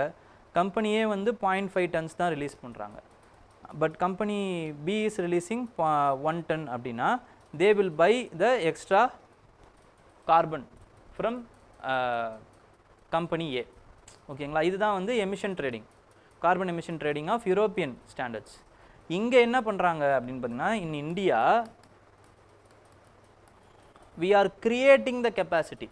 அதாவது இன்டென்சிட்டியை வந்து what we are doing is we are reducing the intensity. இங்கே இன்டென்சிட்டி ரெடியூஸ் பண்ணுறதுக்குலாம் அவங்க வந்து இது பண்ணல, நம்ம இன்டென்சிட்டியை ரெடியூஸ் பண்ணணும்னு நினைக்கிறோம். இப்போ for example there is a fire அப்படின்னா இந்த ஃபயரில் நீங்கள் 1 ton ஆஃப் ஸ்டீலை வந்து இப்போ ப்ரொடியூஸ் பண்ணுறீங்க ஃபர்னஸில். இதே ஃபயரை வச்சு நீங்கள் இப்போ என்ன ட்ரை பண்ணணும் அப்படின்னா 2 ton ஆஃப் ஸ்டீலை உங்களால் ப்ரொடியூஸ் பண்ண முடியுமா அப்படிங்கிறது பார்க்கணும். ஏன்னா ஒரே ஃபயர் தான், ஒரு வாட்டி தான் எரிய வைக்க போகிறீங்க, இதோட இன்டென்சிட்டிங்கிறது ஃபிக்ஸ்டு. ஆனால் இந்த இதில் நீங்கள் how much you are using efficiently அப்படிங்கிறத பார்க்குறீங்க. So you are creating a product using of technology and existing methodologies. ஓகேங்களா, இது வந்து இந்தியன் வே ஆஃப் ட்ரேடிங். இதுக்கு நீங்கள் என்ன பண்ணணும், you have to invest in டெக்னாலஜியில், அதுக்கப்புறம் மெஷினரியில், எக்யூப்மெண்ட்டில், அதுக்கப்புறமா வந்து அந்த ட்ரைனிங்கில், இதிலலாம் நீங்கள் இதை ஏன்னா இதை யூட்டிலைஸ் பண்ணுறதுக்குன்னு ஒரு வேலையாட்கள் தேவை, அவங்களுக்குன்னு ஒரு இது தேவை, ஒரு எனர்ஜி, இந்த ஸ்கில் தேவை. அந்த ட்ரைனிங்கில் நீங்கள் யூ ஹேவ் டு இன்வெஸ்ட். இப்படியெல்லாம் இன்வெஸ்ட் பண்ணி நீங்கள் சேர்த்தீங்க அப்படின்னா இந்த extra amount can be traded in the market. Okay, so அதை தான் வந்து இதில் சொல்கிறாங்க. இதை எப்படி பண்ணுறது, இதுக்கான இன்ஸ்ட்ரக்ஷன்ஸ் என்ன அப்படிங்கிறத கொடுக்கறது தான் இப்போ கொடுக்க போகிறாங்க. ரீசெண்டாக கொடுப்போம் அப்படிங்கிற மாதிரி சொல்கிறாங்க. We have to wait and see. Okay, in international relations ரீசெண்டாக வந்து பிரைம் மினிஸ்டர் அவர்கள் ஹாஸ் விசிட்டட் யூஎஸ். ஓகேங்களா, where they have many number of agreements. ஓகேங்களா, அக்ரிமெண்ட்ஸில் ஃபஸ்ட்டு இம்பார்ட்டண்ட்டான அக்ரிமெண்ட் என்ன அப்படின்னு பார்த்தீங்கன்னா with respect to the trade push. Okay, bilateral investment ட்ரீட்டியை வந்து they are going to negotiate. Actually first step of bilateral trade negotiations. இது இருக்கும்போது we have also launched bilateral ட்ரேடில் நம்ம வந்து மிஷன் 500 அப்படின்னு நம்ம லான்ச் பண்ணோம். ஓகேங்களா, mega making America great again plus Viksit Bharat, இது ரெண்டுத்தையுமே வந்து ஒரே நேரத்தில் நம்ம அச்சீவ் பண்ணணும் அப்படிங்கிறத நம்ம யோசித்தோம். அதுக்கப்புறம் 2030 we have to increase our bilateral trade to $500 billion. இப்போ நம்ம வந்து ட்ரேட் வந்து 110-120 billion இருக்குது நம்ம ரெண்டு இதுவும். Iyer India is enjoying surplus trade. ஓகேங்களா, ஸோ இதை பொறுத்த வரைக்கும் பார்த்தீங்க அப்படின்னா வந்து அதில் தான் வந்து டேரிஃப் கம்ப்ளைண்ட் இதெல்லாம் வந்து பண்ணுறாங்க. அமெரிக்கன் பிரசிடெண்ட் வந்து டேரிஃப் கம்ப்ளைண்ட் பண்ணுறாங்க. பட் நம்ம வந்து என்ன பண்ணுறோம் அப்படின்னு பார்த்தீங்கன்னா we are increasing, we have tried to negotiate the tariff trade. நம்ம கொஞ்சம் டேரிஃப் வந்து ரிலாக்ஸ் பண்ணுறோம் அப்படின்னும் சொல்லியிருக்கோம். ஓகே, அமெரிக்கன் ப்ராடக்ட்ஸ்க்கான டேரிஃப்ஸை நம்ம ரிலாக்ஸ் பண்ணுறோன்னு சொல்லியிருக்கோம். And then with respect to trade வந்து நம்ம ஏரியாஸை எக்ஸ்பேண்ட் பண்ணலாம், அதுக்கப்புறம் பைலேட்ரல் இன்வெஸ்ட்மெண்ட் ட்ரீட்டியை நம்ம மறுபடியும் வந்து பேசலாம் அப்படிங்கிறதெல்லாம் சொல்லியிருக்கோம் under mission 500. First second area of இது என்ன அப்படின்னு பார்த்தீங்கன்னா it is with respect to technological innovations where we have launched the TRUST system. TRUST அப்படிங்கிறது transforming the relationship utilising the strategic technology. இது வந்து பார்த்தீங்க அப்படின்னா it has replaced iCET. Okay, so இதில் range of sectors has been identified. டிஃபென்ஸாக இருக்கட்டும், ஏஐயாக இருக்கட்டும், செமிகண்டக்டர்ஸாக இருக்கட்டும், குவாண்டம் கம்ப்யூட்டிங்காக இருக்கட்டும், இங்கே எல்லாத்துலேயுமே what we are going to do is we are going to foster innovation, collaboration. ஓகேங்களா, partnership between the India and US, இது ரெண்டுத்தையுமே நம்ம வந்து பண்ண போகிறோம். அண்ட் தென் இண்டஸ் அப்படிங்கிற ஒரு initiative which is innovation initiative where will accelerate the research and development of this sectors. Third இம்பார்ட்டண்ட்டான sector is with respect to டிஃபென்ஸை பொறுத்த வரைக்கும் what we are going to do is we are going to expand the technology transfers, joint ப்ரொடக்ஷன்ஸாக இருக்கட்டும், industrial கொலாபரேஷன்ஸாக இருக்கட்டும், இது எல்லாத்தையுமே நம்ம we are going to improve. அது மட்டும் இல்லாமல் we are in the discussion of buying F-35. ஓகேங்களா, ஃபைட்டர் ஜெட்டு வாங்கலாமா வேணாமான்னு முடிவு பண்ண போகிறோம். பட் வாங்கினாங்க அப்படின்னா it is a bigger shift from Russia to US defenses. Okay. So next another important thing is with respect to energy cooperation. அடுத்து டிஃபென்ஸுக்கு அப்புறம் energy கோஆப்ரேஷனில் we are going to establish a longer term strategic linkages. அதனால நம்ம என்ன பண்ண போகிறோம்னா America கிட்டேருந்து நம்ம we have promised that we will buy more energy sources, shale கேஸாக இருக்கட்டும், நேச்சுரல் கேஸாக இருக்கட்டும், இது எல்லாத்தையுமே நம்ம அமெரிக்கா கிட்டேருந்து வாங்கலாம் அப்படிங்கிற அந்த ஒப்பந்தத்தில் we are discussing. ஓகேங்களா, எனர்ஜி டீல்ஸாக நம்ம வந்து செட் பண்ணிகிட்ருக்கோம். So it will diversify our energy நீட்ஸை வந்து அதை டைவர்சிஃபை பண்ணும். ஓகே, அதுக்கப்புறம் எனர்ஜி செக்யூரிட்டிக்கு அது வந்து ஒரு பெரிய இம்பார்ட்டண்ட்டாக இருக்கும். ஓகேங்களா, நெக்ஸ்ட் வந்து என்ன அப்படின்னு பார்த்தீங்கன்னா வித் ரெஸ்பெக்ட் டு அந்த ஸ்மால் மாடுலார் ரியாக்டர்ஸ். ஓகேங்களா, அதோட இது அதுக்கப்புறமா வித் ரெஸ்பெக்ட் டு ஃபிஃப்த்து வந்து என்னென்னா India Middle East European economic corridor IMEC. ஓகேங்களா, இதை பற்றியும் டிஸ்கஸ் பண்ணியிருக்காங்க. India Middle East European economic corridor, Middle East economic corridor. Okay, இதில் இன்ஃப்ராஸ்ட்ரக்சர் வந்து க்ரியேட் பண்ணுறது. அதுக்கப்புறம் இந்த இன்ஃப்ராஸ்ட்ரக்சர் க்ரியேட் பண்ணும்போது we will gain some knowledge, we will gain some technology, we will gain some what to say human knowledge. ஓகேங்களா, இதை வந்து நம்மளால் வந்து என்ன பண்ண முடியும்னா we can implement in elsewhere. ரயில்வேஸை இம்ப்ரூவ் பண்ணுறதா இருக்கட்டும், ரோட்வேஸை இம்ப்ரூவ் பண்ணுறதா இருக்கட்டும், ஸ்மார்ட் சிட்டி கன்ஸ்ட்ரக்ஷன்ஸாக இருக்கட்டும், அங்கெல்லாம் இந்த எக்ஸ்பீரியன்ஸஸை we can implement அப்படிங்கிற இன்னொரு கிராஸ் செக்டார் ஒரு பெனிஃபிட் இருக்குது. Okay, third and sixth one வந்து என்ன அப்படின்னு பார்த்தீங்கன்னா எஜுகேஷன், ஹையர் எஜுகேஷ்னல் இன்ஸ்டிடியூஷன்ஸை we can boost. ஓகேங்களா,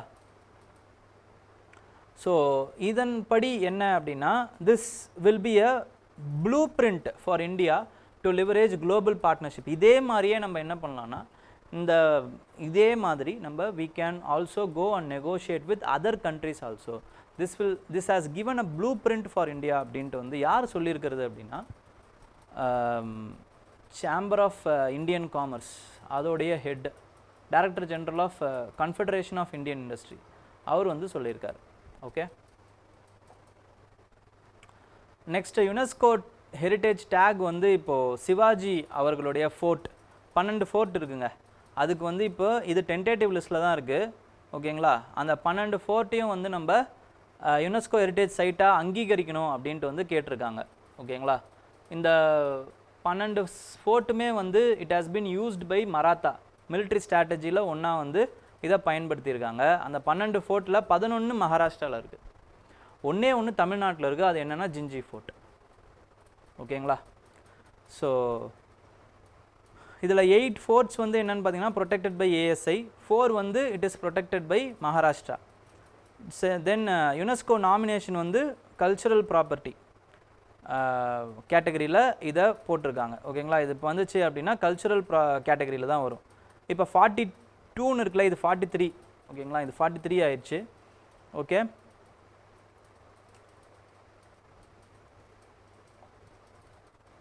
next this is called as Mount Etna.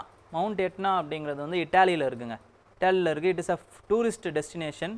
ஏன்னா வந்து இதில் அந்த வல்கானிக் ஆக்டிவிட்டி வந்து இருக்கும். இப்போ அது வந்து மறுபடியும் வந்து புகை விட ஆரம்பிச்சிருக்கு அப்படிங்கிறது நமக்கு பிக்சரை பார்த்தா தெரியுது. Mount Etna is in Sicily. ஓகேங்களா, இந்த இட்டாலியில் இருக்கக்கூடிய அது ஒரு தனி ஐலாண்டு. அந்த ஐலாண்ட் பேர் வந்து சிசிலி. அந்த ஐலாண்டில் தான் மவுண்ட் எட்னா இருக்குது. ஓகேங்களா,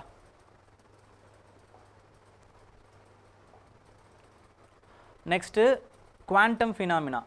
குவாண்டம் ஃபினாமினா வந்து என்னென்னா மைக்ரோசாஃப்ட் என்ன பண்ணியிருக்காங்கன்னா as unveiled a new quantum chip called as மஜரோனா அப்படிங்கிற ஒரு குவாண்டம் சிப்பை வந்து கிரியேட் பண்ணியிருக்காங்க. This is a topographical superconductivity. ஓகேங்களா, அது என்னங்கிறத நம்ம இன் டீட்டெயில்டாக பார்ப்போம். ஓகேங்களா, first there is a properties of quantum computing which is called as superposition and entanglement. Superposition அதுக்கப்புறமா வந்து குவாண்டம் என்டாங்கிள்மெண்ட் அப்படின்னு சொல்லுவாங்க. சூப்பர் பொசிஷன்னா ஒரே டைமில் 0வாகவும் இருக்கும் 1ஆகவும் இருக்கும், அதுதான் சூப்பர் பொசிஷன். குவாண்டம் என்டாங்கிள்மெண்ட் அப்படிங்கிறது ஒரு அந்த ஆட்டம் வந்து எந்த இடத்துல இருந்தாலும் in all space they will be connected. அப்போ ஒரு இடத்துல டச் பண்ணும்போது இன்னொரு ஆட்டமும் வந்து டிஸ்டர்ப் ஆகும். ஓகேங்களா, இதுக்கு பேர் தான் வந்து என்டாங்கிள்டில் இருக்கும் அந்த குவாண்டம், அந்த ஆட்டம் வந்து என்டாங்கிள்டில் இருக்கும், அந்த சப் அட்டாமிக் பார்ட்டிகல் வந்து என்டாங்கிள்மெண்ட்டில் இருக்கும். ஸோ இந்த பொசிஷன்ஸை தான் வந்து இந்த ப்ராப்பர்ட்டிஸ் ஆஃப் த குவாண்டம், இதை தான் வந்து குவாண்டம் மெக்கானிக்ஸ் அப்படின்னு வந்து சொல்லுவாங்க. ஓகே, ஸோ இதை வச்சு நம்மளால் என்ன பண்ண முடியும்னா we can compute powerful conventional calculators உடைய calculations-லாம் நம்மளால் ஈஸியாக போட முடியும். Okay, many industries are working on this quantum mechanics. அதில் ரொம்ப இம்பார்ட்டண்ட்டான இண்டஸ்ட்ரி வந்து கூகுளில் வந்து வில்லோ சிப் அப்படின்ற அவங்க வந்து ஒரு ஒன்று கிரியேட் பண்ணியிருக்காங்க. இப்போ மைக்ரோசாஃப்ட் என்ன பண்ணியிருக்காங்கன்னா மஜரோனா அப்படிங்கிற ஒரு particle which is elusive particle which comes under topological superconductivity. Topological அப்படின்னா studying a material in a deformation state. ஓகேங்களா, ஒரு மெட்டீரியலை டிஃபார்ம் பண்ண அந்த மெட்டீரியல் எப்படி பிஹேவ் பண்ணுது, அதோட ப்ராப்பர்ட்டிஸ் என்ன அப்படிங்கிறத படிக்கிறது தான் டோப்போகிராஃபிக்கல். ஓகேங்களா, டோப்போலாஜிக்கல் அப்படின்னு சொல்லுவாங்க. ஒரு material study in a deformed state. இப்போது ஐஸ் இருக்குது இல்லை வாட்டர் வேப்பர் இருக்குது, அதை கூல் பண்ணுறீங்க வாட்டர் ஆகும், அதை இன்னும் கூல் பண்ணுறீங்க ஐஸாக மாறும், அதை இன்னும் கூல் பண்ணிகிட்டே இருக்கீங்க. அப்போ என்ன ஆகுது அப்படின்னு பார்த்தீங்கன்னா there comes the superconductivity. For example, if you take the property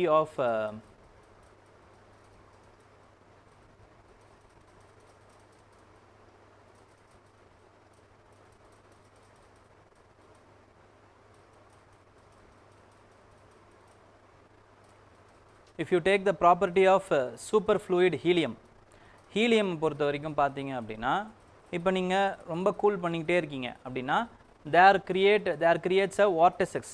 ஓகேங்களா, வார்டெசஸ் மாதிரி கிரியேட் ஆகி which moves in a pairs. இதே வந்து அதை ஹீட் பண்ணும்போது அந்த வார்டெசஸ் வந்து டீகப்பிள் ஆகிடுமா. ஓகேங்களா, this is a quantum entanglement, super conductive property. ஓகேங்களா, ஸோ இந்த மாதிரி வந்து என்ன அப்படின்னு பார்த்தீங்கன்னா they have also created a system called as மஜரோனா அப்படின்னு ஒரு இயற்கைக்கு அப்பாற்பட்ட, இயற்கையில் இது கிடையாது, but they have artificially created this மஜரோனா subatomic particle. ஓகேங்களா, for quantum entanglement and quantum mechanics. இதை படிக்கிறதுக்கு, இந்த சிப்ஸை வந்து தெரிஞ்சுக்கிறதுக்கு they have claiming, Microsoft is claiming that they have created this chip. ஓகேங்களா, அது உண்மையா இல்லையா அப்படிங்கிறது நமக்கு போக போக தான் தெரியும்.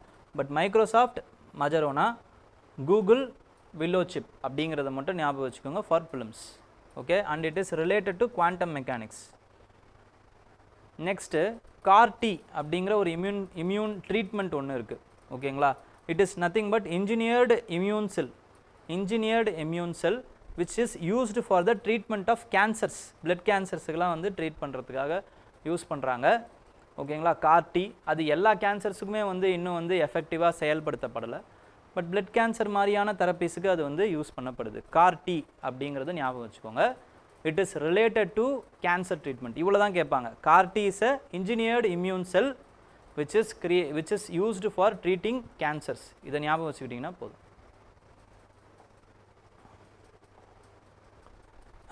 Next is with respect to internal security. DRDO என்ன பண்ண போகிறாங்க அப்படின்னு பார்த்தீங்கன்னா has proposed that they are going to design and develop a new indigenous conventional submarine. ஓகேங்களா, அதுக்கு அவங்க அப்போ யார்கிட்ட அவங்க அப்ரூவல் வாங்கணும் அப்படின்னா கேபினட் கமிட்டி ஆன் செக்யூரிட்டி கிட்ட அப்ரூவல் வாங்கணும். அப்போ கேபினட் கமிட்டி ஆன் செக்யூரிட்டி இதுக்கு வந்து ஓகே சொல்லிட்டாங்க அப்படின்னா then it means that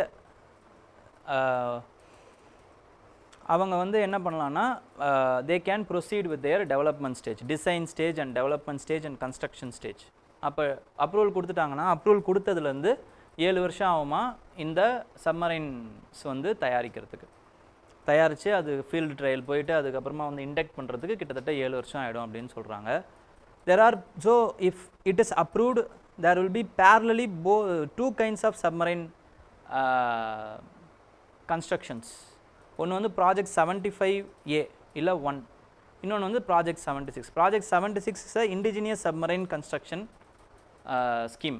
75A 75 1 வந்து என்ன அப்படின்னு பார்த்தீங்கன்னா 75I வந்து அது வந்து ப்ரொக்யூர்மெண்ட் டீல். ஓகேங்களா? இந்த ரெண்டு விஷயத்தையும் ஞாபகம் வச்சுக்கோங்க. ஓகே, எக்கனாமிக்ஸை பொறுத்த வரைக்கும் the author is saying that according to periodic labor survey which is showed that only 21.7% of Indian workers are regular workers. மற்றவங்களாம் யார் அப்படின்னா செல்ஃப் எம்ப்ளாய்டு இல்லைனா casual workers. 3 category of workers இருப்பாங்க. அதில் ரெகுலர் ஆர் சேலரிடு, இன்னொன்று வந்து self employed, இன்னொருத்தவங்க casual. அப்போ ரெகுலர் ஆர் சேலரிடு எவ்வளோ பேர் தான்? 21.7% தான் இருக்காங்க. மற்ற எல்லாருமே இன்ஃபார்மல் செக்டாரில், அன்ஆர்கனைஸ்டு செக்டாரில் வேலை பார்க்குறவங்க தான் இந்தியாவில். அப்போ ஃபேக்டர்ஸ் ஆஃப் ப்ரொடக்ஷன்ஸை பொறுத்த வரைக்கும் we have 4 types of production, factors of production. ஓகேங்களா? கேபிட்டல், அதுக்கப்புறமா வந்து மேனேஜ்மெண்ட்டு, அதுக்கப்புறம் லேண்டு, அதுக்கப்புறமா வந்து லேபர் அப்படின்னு சொல்லுவாங்க. அப்போ இந்த மற்ற 3 இருக்குது பார்த்தீங்களா, இது எல்லாமே வந்து இல்லை ஆண்டர்ப்ரனர்ஷிப், இது மேனேஜ்மெண்ட் இல்லைனா ஆண்டர்ப்ரனர்ஷிப் ஏதாவது சொல்லலாம். இந்த 3மே வந்து லேண்டாக இருக்கட்டும், இல்லைனா வந்து கேபிட்டலாக இருக்கட்டும், இல்லை ஆண்டர்ப்ரனரியாக இருக்கட்டும், இது 3மே ஃபிக்ஸ்டுங்க, ஒன்றுமே பண்ண முடியாது. அப்போ நீங்கள் லாபத்தை ஏற்றணுன்னா எங்கே தான் கை வச்சாகணும் அப்படின்னா லேபரில் தான் கை வச்சாகணும். லேபரை தான் நீங்கள் நசுக்கி புழிஞ்சாகணும். அப்படி நீங்கள் லேபரை வந்து இன்னும் புழிய என்ன ஆகுது அப்படின்னு பார்த்தீங்கன்னா உங்களுக்கு ப்ரொடக்டிவிட்டி இன்க்ரீஸ் ஆகாமல் உங்களுக்கு வந்து you are gaining profits without increasing the productivity of the labour. ஓகேங்களா? இப்போ கூட ரீசெண்டாக வந்து ஒரு 2-3 பேர் வந்து 2-3 ஐடெக்கில் இருக்கக்கூடிய அந்த ஃபார் எக்ஸாம்பிள் LNT உடைய ஹெட்டாக இருக்கட்டும், இல்லைனா அதுக்கப்புறமா வந்து இன்ஃபோசிஸ் அவராக இருக்கட்டும், அவங்களாம் வந்து என்ன சொன்னாங்கன்னா they have to work more hours. IT professionals have to work more hours. 70 hours work பண்ணலாம் பர் வீக்கு, 90 hours சில பேர்லாம் ஒர்க் பண்ண சொன்னாங்க. ஒருத்தர் LNTயில் இருக்கிற ஹெட் வந்து சண்டேஸ் கூட ஏன் வந்து நீங்கள் வேலைக்கு வரலாமே, புருஷன் முன்னாடி மூஞ்ச பார்த்துட்டு என்ன பண்ண போகிறீங்க, இப்படியெல்லாம் கேட்டார். ஓகேங்களா? அப்போ இவங்களுடைய மைண்ட் செட் என்னவா இருக்குது அப்படின்னா by more working, by generating more work from the laborers we can increase our profit. இவ்வளோதான் இருக்குது. ஓகேங்களா? இது it is not a right strategy. இதே மாதிரியான சூழ்நிலை தான் 18th century 19th century யூரோப்பில் இருந்தது.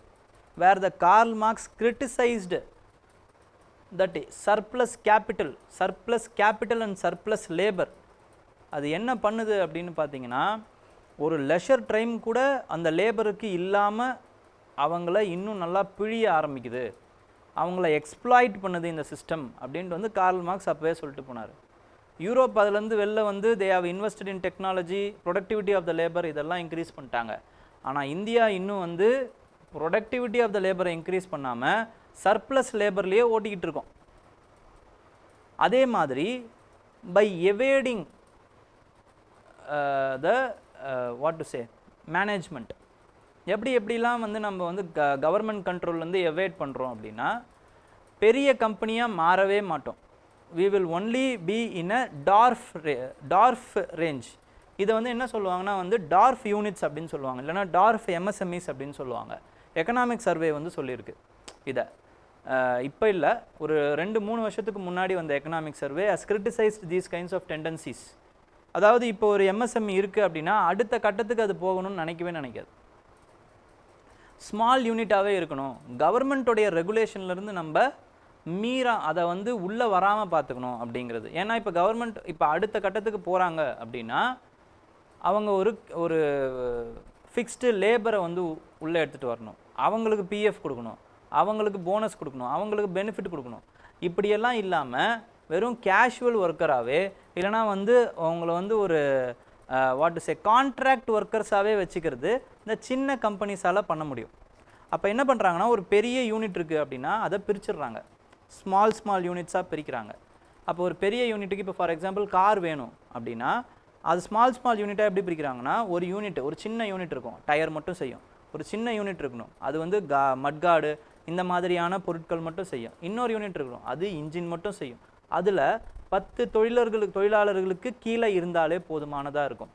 ஸோ அந்த மாதிரியான யூனிட்ஸுக்கு எடுத்துகிட்டு வந்து அதை மேலே வச்சு அசம்பிள் மட்டும் பண்ணுறது ஒரு பெரிய யூனிட்டாக பண்ணுறாங்க. ஸோ இந்த அடிப்படையில் ஒரு பெரிய நிறுவனமாக போகாமல் வளராமையும் இருக்காங்க. அதே மாதிரி அந்த கவர்மெண்ட்டோடைய அந்த இதுலேயும் மாட்டாமல் இருக்காங்க. லேபரர்ஸையும் வந்து நசுக்கிறாங்க. அவங்கள வந்து அந்த சேஃப்டி நெட்டுக்குள்ளே வராமையும் பார்த்துக்கிறாங்க. ஓவராலாக எக்கனாமி பாதிப்பாகவும் இருக்குது. எப்படி எக்கனாமி பாதிப்பாகுது? இப்போ ஒரு ஃபிக்ஸ்டு இன்கம் இருக்குது அப்படின்னு வச்சுக்கோங்க. உங்களுக்கு லாபம் வருது, ப்ராஃபிட் ஏறுது. ஆனால் அந்த ப்ராஃபிட்டை சேலரியா, இன்க்ரிமெண்டல் சேலரியா, இன்ஃப்ளேஷன் அட்ஜஸ்டட் சேலரியா அந்த லேபருக்கு ஏற்றாமையே வச்சுருக்கோம். அப்போ அவன் எப்படி எக்கனாமியில் போய் செலவு பண்ணுவான்? இந்த ரொட்டேஷன் ஆஃப் மணி அது எப்படி இருக்கும்? அப்போ என்ன ஆகுது? எக்கனாமியில் அவங்க செலவு பண்ணாமே இருக்காங்க. அதாவது வந்து கன்சம்ஷன் அதிகமாகலை. அப்போ இன்வெஸ்ட்மெண்ட்டு, மார்க்கெட் சென்டிமெண்ட்ஸ் வந்து டவுனாக இருக்குது அப்படின்ட்டு இவங்களும் இன்வெஸ்ட்மெண்ட்டை அதிகப்படுத்தாமல் இருக்காங்க. அக்ரிகேட் டிமாண்டும் கம்மியாகுது. ஸோ ஓவரால் அக்ரிகேட் டிமாண்ட் கம்மியாகிறதுக்கு இதுவும் ஒரு காரணமாக சொல்கிறாங்க. லேபரர்ஸை எக்ஸ்ப்ளாய்ட் பண்ணி டெக்னாலஜிக்கல் இனோவேஷன்ஸில் இவங்க இன்வெஸ்ட் பண்ணாமல் இருக்கிறது ஒரு இம்பார்ட்டண்ட்டான காரணமாக அவங்க பேசுகிறாங்க. ஓகேங்களா? Next is with respect to talent shortage. குளோபலில் வந்து பார்த்தீங்க அப்படின்னா குளோபல் லெவலில் global market, labour market is going to be shortage in the workforce. ஏன்னா ஃபெர்டிலிட்டி ரேட்டாக இருக்கட்டும், இல்லை ஏஜிங்காக இருக்கட்டும், ஃபெர்டிலிட்டி ரேட் டிக்ரீஸ் ஆகுது, ஏஜிங் இன்க்ரீஸ் ஆகுது. அப்போ ப்ரொடக்டிவ் லேபர்ஸ் இந்தியாவில் அதிகமாக இருக்காங்க. அப்போ லேபர் கேபிட்டல் ஆஃப் வேர்ல்டாக வந்து இந்தியா மாறுறதுக்கு ஒரு சூழ்நிலை இப்போ அமைஞ்சு வந்துக்கிட்டு இருக்கு. எந்தெந்த இடங்களில் ரீஜன்ஸில் அப்படின்னு பார்த்தீங்கன்னா, and it is not labours, it is not common. அப்போ what we have to do? We have to be ready to equip our population. ஓகேங்களா? எப்படி எக்யூப் பண்ணலாம் அப்படின்னா, by giving skill, by giving education. அப்படி தான் நம்ம அவங்கள எக்யூப் பண்ண முடியும். 3 இம்பார்ட்டண்ட்டான ரீஜன் இருக்குது: யூரோப், ஆஸ்திரேலியா, அப்புறம் வந்து வெஸ்ட் ஏஷியா. இது 3துலேயுமே டிஃப்ரெண்ட்டான கெப்பாசிட்டி தேவைப்படுது, லேபர் கெப்பாசிட்டி. என்னென்ன கெப்பாசிட்டி தேவைப்படுது? இதில் காமனான விஷயம் என்ன அப்படின்னு பார்த்தீங்கன்னா, சர்வீசஸ் எல்லாத்துக்குமே தேவை. பட் வித் ரெஸ்பெக்ட் டு யூரோப்பில் பார்த்தீங்க அப்படின்னா services, more amount of services தேவைப்படுது. அங்கே பார்த்தீங்க அப்படின்னா because of their industrialised nature, ஏஐக்கு உண்டான டிமாண்டாக இருக்கட்டும், அதுக்கப்புறமா வந்து செமிகண்டக்டர்ஸுக்கு உண்டான டிமாண்டாக இருக்கட்டும், அதுக்கப்புறமா வந்து டேட்டா ப்ராசஸர்ஸுக்கு உண்டான டிமாண்டாக இருக்கட்டும், டேட்டா சென்டர்ஸ்க்கு உண்டான டிமாண்டாக இருக்கட்டும், இதெல்லாம் அதிகமாக இருக்கும். சர்வீசஸ் செக்டார், கேர் எக்கானாமிக்கான தேவைகளாக இருக்கட்டும், இதெல்லாம் அதிகமாக இருக்கும். இங்கே எடுத்துகிட்டு வந்தீங்க வெஸ்ட் ஏஷியாவில், அதுக்கப்புறமா வந்து ஆஸ்திரேலியாவில் எடுத்தீங்க அப்படின்னா வந்து அதோடைய தேவைகள் வேறு மாதிரி இருக்கும். வெஸ்ட் ஏஷியாலாம் இன்னும் டெவலப்பிங் கண்ட்ரிஸ்ன்றதால மேனுஃபேக்சரிங்கிறதுக்கான தேவைகள் அங்கே அதிகமாக இருக்கும். அப்போ ஒவ்வொரு செக்டாருக்கு, ஒவ்வொரு இடத்துக்கு ஏற்ற மாதிரி நம்மளுடைய பாப்புலேஷனை நம்ம ஸ்கில் பண்ணி வச்சோம்னா அந்தந்த இடத்துக்கு அவங்கள அனுப்புறதுக்கு கரெக்டாக இருக்கும். அப்படி அனுப்பினோம்னா we will receive more remittances, we will have more power. ஓகேங்களா? டயஸ்போரா பவர் வந்து நமக்கு அதிகமாக இருக்கும். ஓகே, ஸோ பட் அந்த மாதிரி மைக்ரேட் பண்ணுறதுக்கு there are some structural barriers we are having. என்னென்ன ஸ்ட்ரக்சரல் பேரியர்ஸ் இருக்குது அப்படின்னா, efficient movement of skilled workers வந்து ரெகுலேட்டரி அண்ட் இமிக்ரேஷன் பேரியர்ஸ் இருக்குது. ஓகேங்களா? First regulatory and immigration barriers. Second trafficking, human trafficking அதிகமாக இருக்குது. நம்மளுடைய கவர்மெண்ட் வந்து கரெக்டான ப்ராப்பர் சேனலைஸ் பண்ண முடியாதனால டிராஃபிக்கிங், ஹியூமன் டிராஃபிக்கிங் மூலமாக போகிறவங்க, இல்லீகல் மைக்ரண்ட்டாக போகிறவங்க அதிகமாக இருக்காங்க. Second problem. Third problem, policy barriers இருக்குது. ஸ்கில் மிஸ்மேச்சஸ், ஸ்கில்ஸ் வந்து தேவைப்படுதில்ல, அந்த ஸ்கில் வந்து இல்லாமல் போகுது. இல்லைனா இப்போ நம்ம இன்ஜினியராக தான் இருப்போம், இல்லை நம்மளோட மெடிக்கல் டிகிரி இங்கே இருக்கும், ஆனால் இந்த மெடிக்கல் டிகிரியை யூரோப்பில் நிறைய இடங்களில் வந்து ஒத்துக்க மாட்டாங்க. அப்போ அந்த standard should be fixed as a global standard. குளோபலுக்கு என்ன தேவையோ அந்த மாதிரி நம்மளை படிக்க வச்சிடணும் ஆக்சுவலாக. ஓகேங்களா? ஸோ அதுக்கப்புறம் லாங்குவேஜ் அண்ட் கல்ச்சுரல் பேரியர்ஸ், இந்த 4 பேரியர்ஸ் வந்து வி ஆர் ஹேவிங். ஓகே, அப்போ அதை நம்ம எப்படி சார் சரி பண்ணலாம் அப்படின்னு பார்த்தீங்கன்னா, we can promote it with recognition of qualification, collaboration, collaborations பண்ணலாம், academic collaboration, international academic collaborations பண்ணலாம். And through the help of public private partnership. பப்ளிக்னா கவர்மெண்ட் மட்டும்தான் ஸ்கில் பண்ணுன்ற அவசியம் இல்லை, private players should also come and skill our population. Actually அவங்களுக்கும் அது நல்லது, இந்தியாவுக்கே அது நல்லது. Okay, next promoting circular migration and mobility. என்னென்னா தேர் இஸ் அ ப்ராப்ளம். என்னென்னா இப்போ நம்ம ஒரு ஒர்க்கராக போகிறோம், வெளிநாட்டுக்கு போகிறோம் அப்படின்னா they will see us as a threat if we stay there permanently. அவங்களோட கல்ச்சரை எரோட் ஆகிறதா அவங்க நினைப்பாங்க, இல்லை நம்ம டாமினேட் பண்ணுறதா நினைப்பாங்க, இல்லை அவங்களோட வேலைகளை நம்ம எடுத்துக்கிறதா நினைப்பாங்க. இதே வந்து சர்க்குலர் மைக்ரேஷன், அதாவது டெம்பரவரியாக இருந்துச்சு அப்படின்னா அந்த ப்ராப்ளம் வராது. நம்ம பாட்டுன்னு போகிறோம், ஸ்கில்லை வளர்த்துக்க போகிறோம், அங்கே எக்கனாமி நம்ம வந்து நம்மளுடைய பொருளாதாரத்தை வளர்த்துக்க போகிறோம், அப்புறம் நம்ம திரும்பி இங்கே வந்துட போகிறோம். ஸோ அவர் டிமாண்ட் ஹியர், அதுக்கப்புறம் அந்த எக்ஸ்பீரியன்ஸ் இங்கே நம்ம செயல்படுத்துறதுக்கு, மற்றவங்களுக்கு இங்கே சொல்லிக் கொடுக்குறதுக்கு நமக்கு அது யூஸ்ஃபுல்லாக இருக்கும். So this is a win win win situation. Okay, இந்த மாதிரி ப்ரொமோட் பண்ணணும் நம்ம. ஓகேங்களா, இப்படி ப்ரொமோட் பண்ணுறோம் அப்படின்னா India can take the advantages அப்படிங்கிறத சொல்கிறாங்க. ஓகே, ஏன்னா யாருக்குமே எந்த நாட்டுக்குமே இல்லாத ஒரு அட்வான்டேஜ் இந்தியாவுக்கு இருக்குது. அது இந்தியா மேலே இல்லை இந்தியன் மைக்ரேஷன் இமிக்ரன்ட்ஸ் மேலே, இந்தியன் ஒர்க்கர்ஸ் மேலே யாருக்கும் பெருசாக ஒரு கோபமோ இல்லை ஆத்திரமோ இல்லை அதிருப்தியோ எப்பயுமே இருந்தது கிடையாது. இதை நம்ம அட்வான்டேஜஸாக வி கேன் யூஸ், ஆக்சுவலாக பயன்படுத்திக்கலாம். ஓகேங்களா, நெக்ஸ்ட் வந்து இடி என்ன பண்ணியிருக்காங்க அப்படின்னு பார்த்தீங்கன்னா, as imposed 3 crore penalty for BBC world services in India. ஓகேங்களா, எதுக்காகனா there is a provision, FDI provision இருக்குது, இதை கேள்வியாக கேட்குறதுக்கு வாய்ப்பு இருக்குது.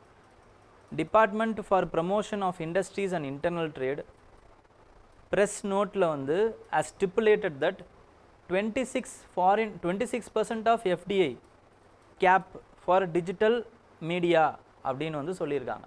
26% ஆகணும் அவங்க. இப்போ யாராவது வச்சுருக்காங்க அப்படின்னா, மீடியா ஃபாரின் மீடியா இருக்குது அப்படின்னா, அவங்களோட டிஜிட்டலில் யூஸ் பண்ணுறாங்க அப்படின்னா ஒன்லி 26%. ஆனால் பிபிசி வந்து 100% ஆப்ரேட் பண்ணிகிட்டு இருக்காங்க. ஓகேங்களா, 100% எஃப்டிஐயில் 100% அந்த ஃபாரின் இன்வெஸ்ட்மெண்ட்டில் அவங்க வந்து ஆப்ரேட் பண்ணிகிட்டு இருக்கிறதுனால it is a gross violation of their நோட்டிஃபிகேஷன்றதுனால 3 கோடி வந்து அவங்க இது ஃபைன் போட்டிருக்காங்க. ஓகேங்களா, பிபிசிக்கு. Next there is another important thing, because of falling in what to say rupee value against dollar. இப்போ வந்து பார்த்தீங்க அப்படின்னா ஒரு டாலருக்கு உண்டான இந்திய ரூபாயின் மதிப்பு 87 ரூபாயாக மாறுது, 87 ரூபா plus some paisas. So drastic fall இந்த இந்தியன் ருப்பியை அரெஸ்ட் பண்ணணும் அப்படிங்கிறதுக்காக there is a buy sell options.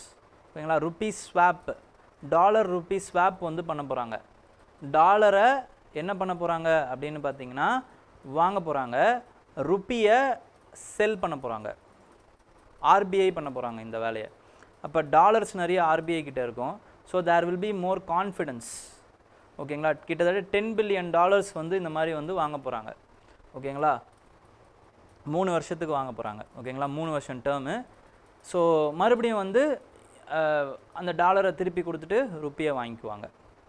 ஓகேங்களா, இதுதான் வந்து டாலர் ருப்பி ஸ்வாப் அப்படின்னு சொல்லுவாங்க. ஸோ இந்த விஷயம் கான்ஃபிடென்ஸ் வந்து பில்ட் ஆகும். அதே மாதிரி அந்த ருப்பி ஸ்லைடிங் அகெயின்ஸ்ட் டாலர் வந்து கம்மியாகிறதுக்கு வாய்ப்பு இருக்குது. ஃபாரெக்ஸ் அந்த நம்மளோட ரிசர்வ்ஸ் வந்து இன்க்ரீஸ் ஆகிறதுக்கு நிறைய வாய்ப்பு இருக்குது. ஏன்னா வி ஹவ் யூஸ்டு கிட்டத்தட்ட வந்து $3 billion இந்த மார்க்கெட்டில் நம்ம விற்றுருக்கோம், இன்டர்வென்ஷன் பண்ணியிருக்கோம். அதனால் நம்மளோட ரிசர்வ்ஸும் இப்போ கம்மியாயிடுச்சு. அதனால் அதை பூஸ்ட் பண்ணுறதுக்காக வி ஆர் பையிங். ஓகேங்களா, டாலர் ருப்பி ஸ்வாப்பு.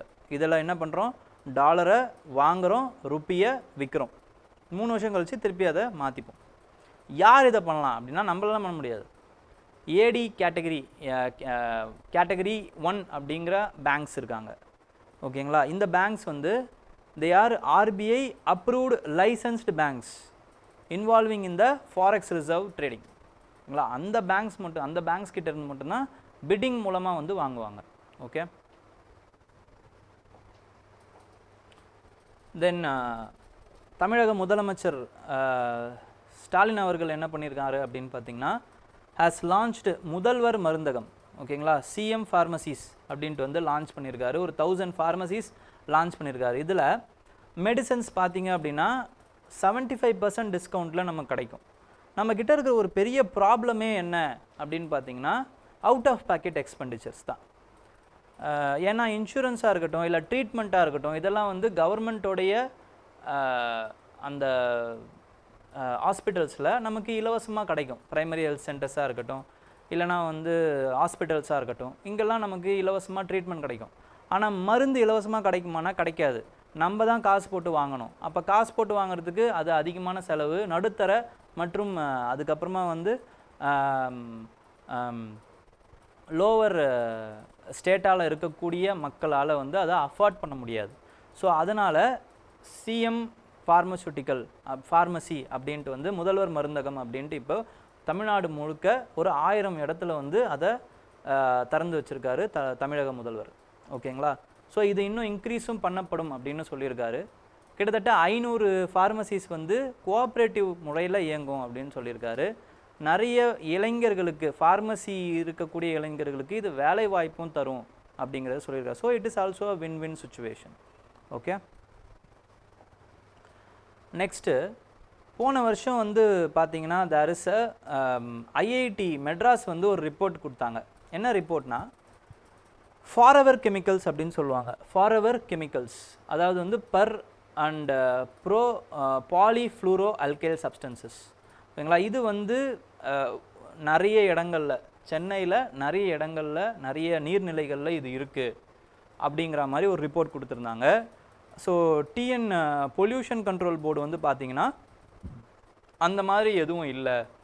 ஓகேங்களா, அவங்க சொல்லியிருக்கக்கூடிய நீர்நிலைகள் அதெல்லாம் வந்து பார்த்திங்கன்னா அந்த ஸ்டாண்டர்ட்ஸை டெஸ்ட் பண்ணுறதுக்கு தகுதி இல்லாத இடங்கள். ஏன்னா அந்த வால்யூம் இருக்குது பார்த்தீங்களா, வால்யூம் ஆஃப் வாட்டர், ஒரு வாட்டரோட வால்யூமை செக் பண்ணணும் அப்படின்னா அதுக்கு வந்து ஒரு குறிப்பிட்ட அளவு இருக்கணுமா. அந்த அளவை விட இது கம்மியாக இருக்கிறதுனால அங்கே இவங்க டெஸ்ட் பண்ணக்கூடாது அப்படிங்கிறத சொல்கிறாங்க. மற்ற இடங்களில் டெஸ்ட் பண்ணி பார்க்கும்போது செம்பரம்பாக்கம் அந்த மாதிரி எல்லாம் செக் பண்ணி பார்க்கும்போது ஸ்டாண்டர்டு வந்து ரொம்ப அந்த ஃபாரெவர் கெமிக்கல்ஸோடைய லிமிட்ஸ் வந்து ஸ்டிப்புலேட்டட் லிமிட்டை விட கம்மியாக தான் இருந்திருக்கு அப்படிங்கிறத சொல்கிறாங்க. ஓகேங்களா, இந்த ஃபாரெவர் கெமிக்கல்ஸ் வந்து பார்த்திங்கன்னா சிந்தட்டிக் கெமிக்கல்ஸ், அது வந்து என்விரான்மெண்ட்டில் ஈஸிலி பிரேக் டவுன் ஆகாது. ஓகேங்களா, அது எங்கேருந்து வருது அப்படின்னு பார்த்தீங்கன்னா it is found in products like nonstick cookware, water resistance clothing, அப்புறமா வந்து ஃபுட் பேக்கேஜிங், இங்கெல்லாம் இருக்கும். ஓகேங்களா, ஃபுட் பேக்கேஜிங்கில் இருந்தெல்லாம் வரும். இதை வந்து 2024 இந்த ஃபாரெவர் கெமிக்கல்ஸ் பற்றி கேள்வியாகவும் கேட்டிருக்காங்க. ஓகே, அது என்ன பண்ணுன்னா it damages liver, hormonal imbalance, cancer உட்பட எல்லாத்தையுமே வந்து வர வைக்கிறதுக்கு வாய்ப்பு இருக்குது. இது கம்மியாக இருக்குங்கிறத கண்டுபிடிச்சிருக்காங்க. ஆனால் வேலை சில பொல்யூட்டன்ஸ் லைக் அயன், அதுக்கப்புறமா வந்து வித் ரெஸ்பெக்ட் டு ஃப்ளூரைடு, இதெல்லாம் வந்து பெர்மிசட் லிமிட்டுக்கு மேலே இருக்குது சில இடத்துல டெஸ்ட் பண்ணி பார்க்கும்போது இன்னும் பொல்யூஷன் கண்ட்ரோல் போர்டு அவங்களோட ரிப்போர்ட்டில் சொல்லியிருக்காங்க. ஓகேங்களா, so with respect to current affairs, இந்த 4 நாளோட கரண்ட் அஃபேர்ஸ் இதோட முடியுது. ஏதாவது டவுட்ஸ் இருக்குது அப்படின்னா யூ கேன் ஆஸ்க் மீ இந்த கமெண்ட் செஷன். நான் உங்களுக்கு மேக்ஸிமம் கமெண்ட்ஸை வந்து கிளியர் ட்ரை பண்ணுறேன். ஓகேங்களா, ஸோ ரிவைஸ் பண்ணுங்கள், நல்லா இருங்க, ஜாலியாக இருங்க. அதுக்கப்புறம் பயப்படாமல் படிங்க. ஓகேங்களா, பயப்படாமல் படிங்க. ஐயோ என்ன ஆகிடுமோ, இன்னும் கொஞ்ச நாள் தானே இருக்குது, என்ன பண்ணுறது சார். நிறைய பேர் என்கிட்ட வந்து கேட்குறீங்க, சார் கரண்ட் அஃபேர்ஸ் என்ன பண்ணுறது சார், கரண்ட் அஃபேர்ஸ் என்ன பண்ணுறது, நான் இன்னும் படிக்கவே இல்லை சார், கரண்ட் அஃபேர்ஸே படிக்கல சார். கரண்ட் அஃபேர்ஸ் கிளாஸ்லேருந்து நான் நிறைய வாட்டி சொல்லியிருக்கேன், இதை இப்போயும் சொல்கிறேன். கரண்ட் அஃபேர்ஸுக்கு படிக்கலைன்னா பயப்படாதீங்க. ஸ்டாட்டிக் போர்ஷனை கான்சென்ட்ரேட் பண்ணுங்கள். Static portions are very very very very important then current affairs. Current affairs gives you some knowledge, background, ஓகேங்களா, கனெக்டிவிட்டி, இதெல்லாம் கொடுக்கும், கான்ஃபிடென்ஸையும் சேர்ந்து கொடுக்கும். அவ்வளோதானே தவிர்த்து நம்ம நடத்துகிற கரண்ட் அஃபேர்ஸ் இல்லைனா நான் வந்து நீங்கள் படிக்கிற கரண்ட் அஃபேர்ஸ் ஷோராக வரும் அப்படிங்கிறது எதுவுமே நிச்சயம் கிடையாது. அப்போ கரண்ட் அஃபேர்ஸை தாண்டி ஷோராக வரக்கூடிய ஸ்டாட்டிக் போர்ஷன்ஸில் உங்களுடைய நிறைய அமௌண்ட் ஆஃப் டைமை செலுத்துங்க, கான்சென்ட்ரேட் பண்ணுங்கள், ரிவைஸ் பண்ணுங்கள், வெரி வெரி இம்பார்ட்டண்ட். ஓகேங்களா? எம்சிக்யூஸ் பாருங்கள், நான் முதல்வன் டெஸ்ட் பேட்ச் அட்டன் பண்ணுங்கள், அதில் இருக்கக்கூடிய டெஸ்ட்டை திருப்பி 2 வாட்டி ரிவைஸ் பண்ணுங்கள், ப்ரீவியஸ் இயர் கொஸ்டின்ஸை ரிவைஸ் பண்ணுங்கள், அட்லீஸ்ட் 15 இயர்ஸை ரிவைஸ் பண்ணுங்கள். These are some of the essentials you have to do. ஓகேங்களா? இப்போ ஸ்டாட்டிக்கை 4 வாட்டி ரிவைஸ் பண்ணணும், அது இல்லாமல் எம்சிக்யூஸை போட்டு பார்க்கணும், நான் முதல்வன் டெஸ்ட் பேட்ச் போடணும், அதுக்கப்புறம் ப்ரீவியஸ் இயர் கொஸ்டின்ஸை at least 15 years of questions you have to solve. ஓகேங்களா? இதெல்லாம் உங்களோட டு டூ லிஸ்ட்டில் இருக்கணும். சிசாட்டை மறந்துடாதீங்க. ஆல் தி பெஸ்ட், ஜாலியாக இருங்க.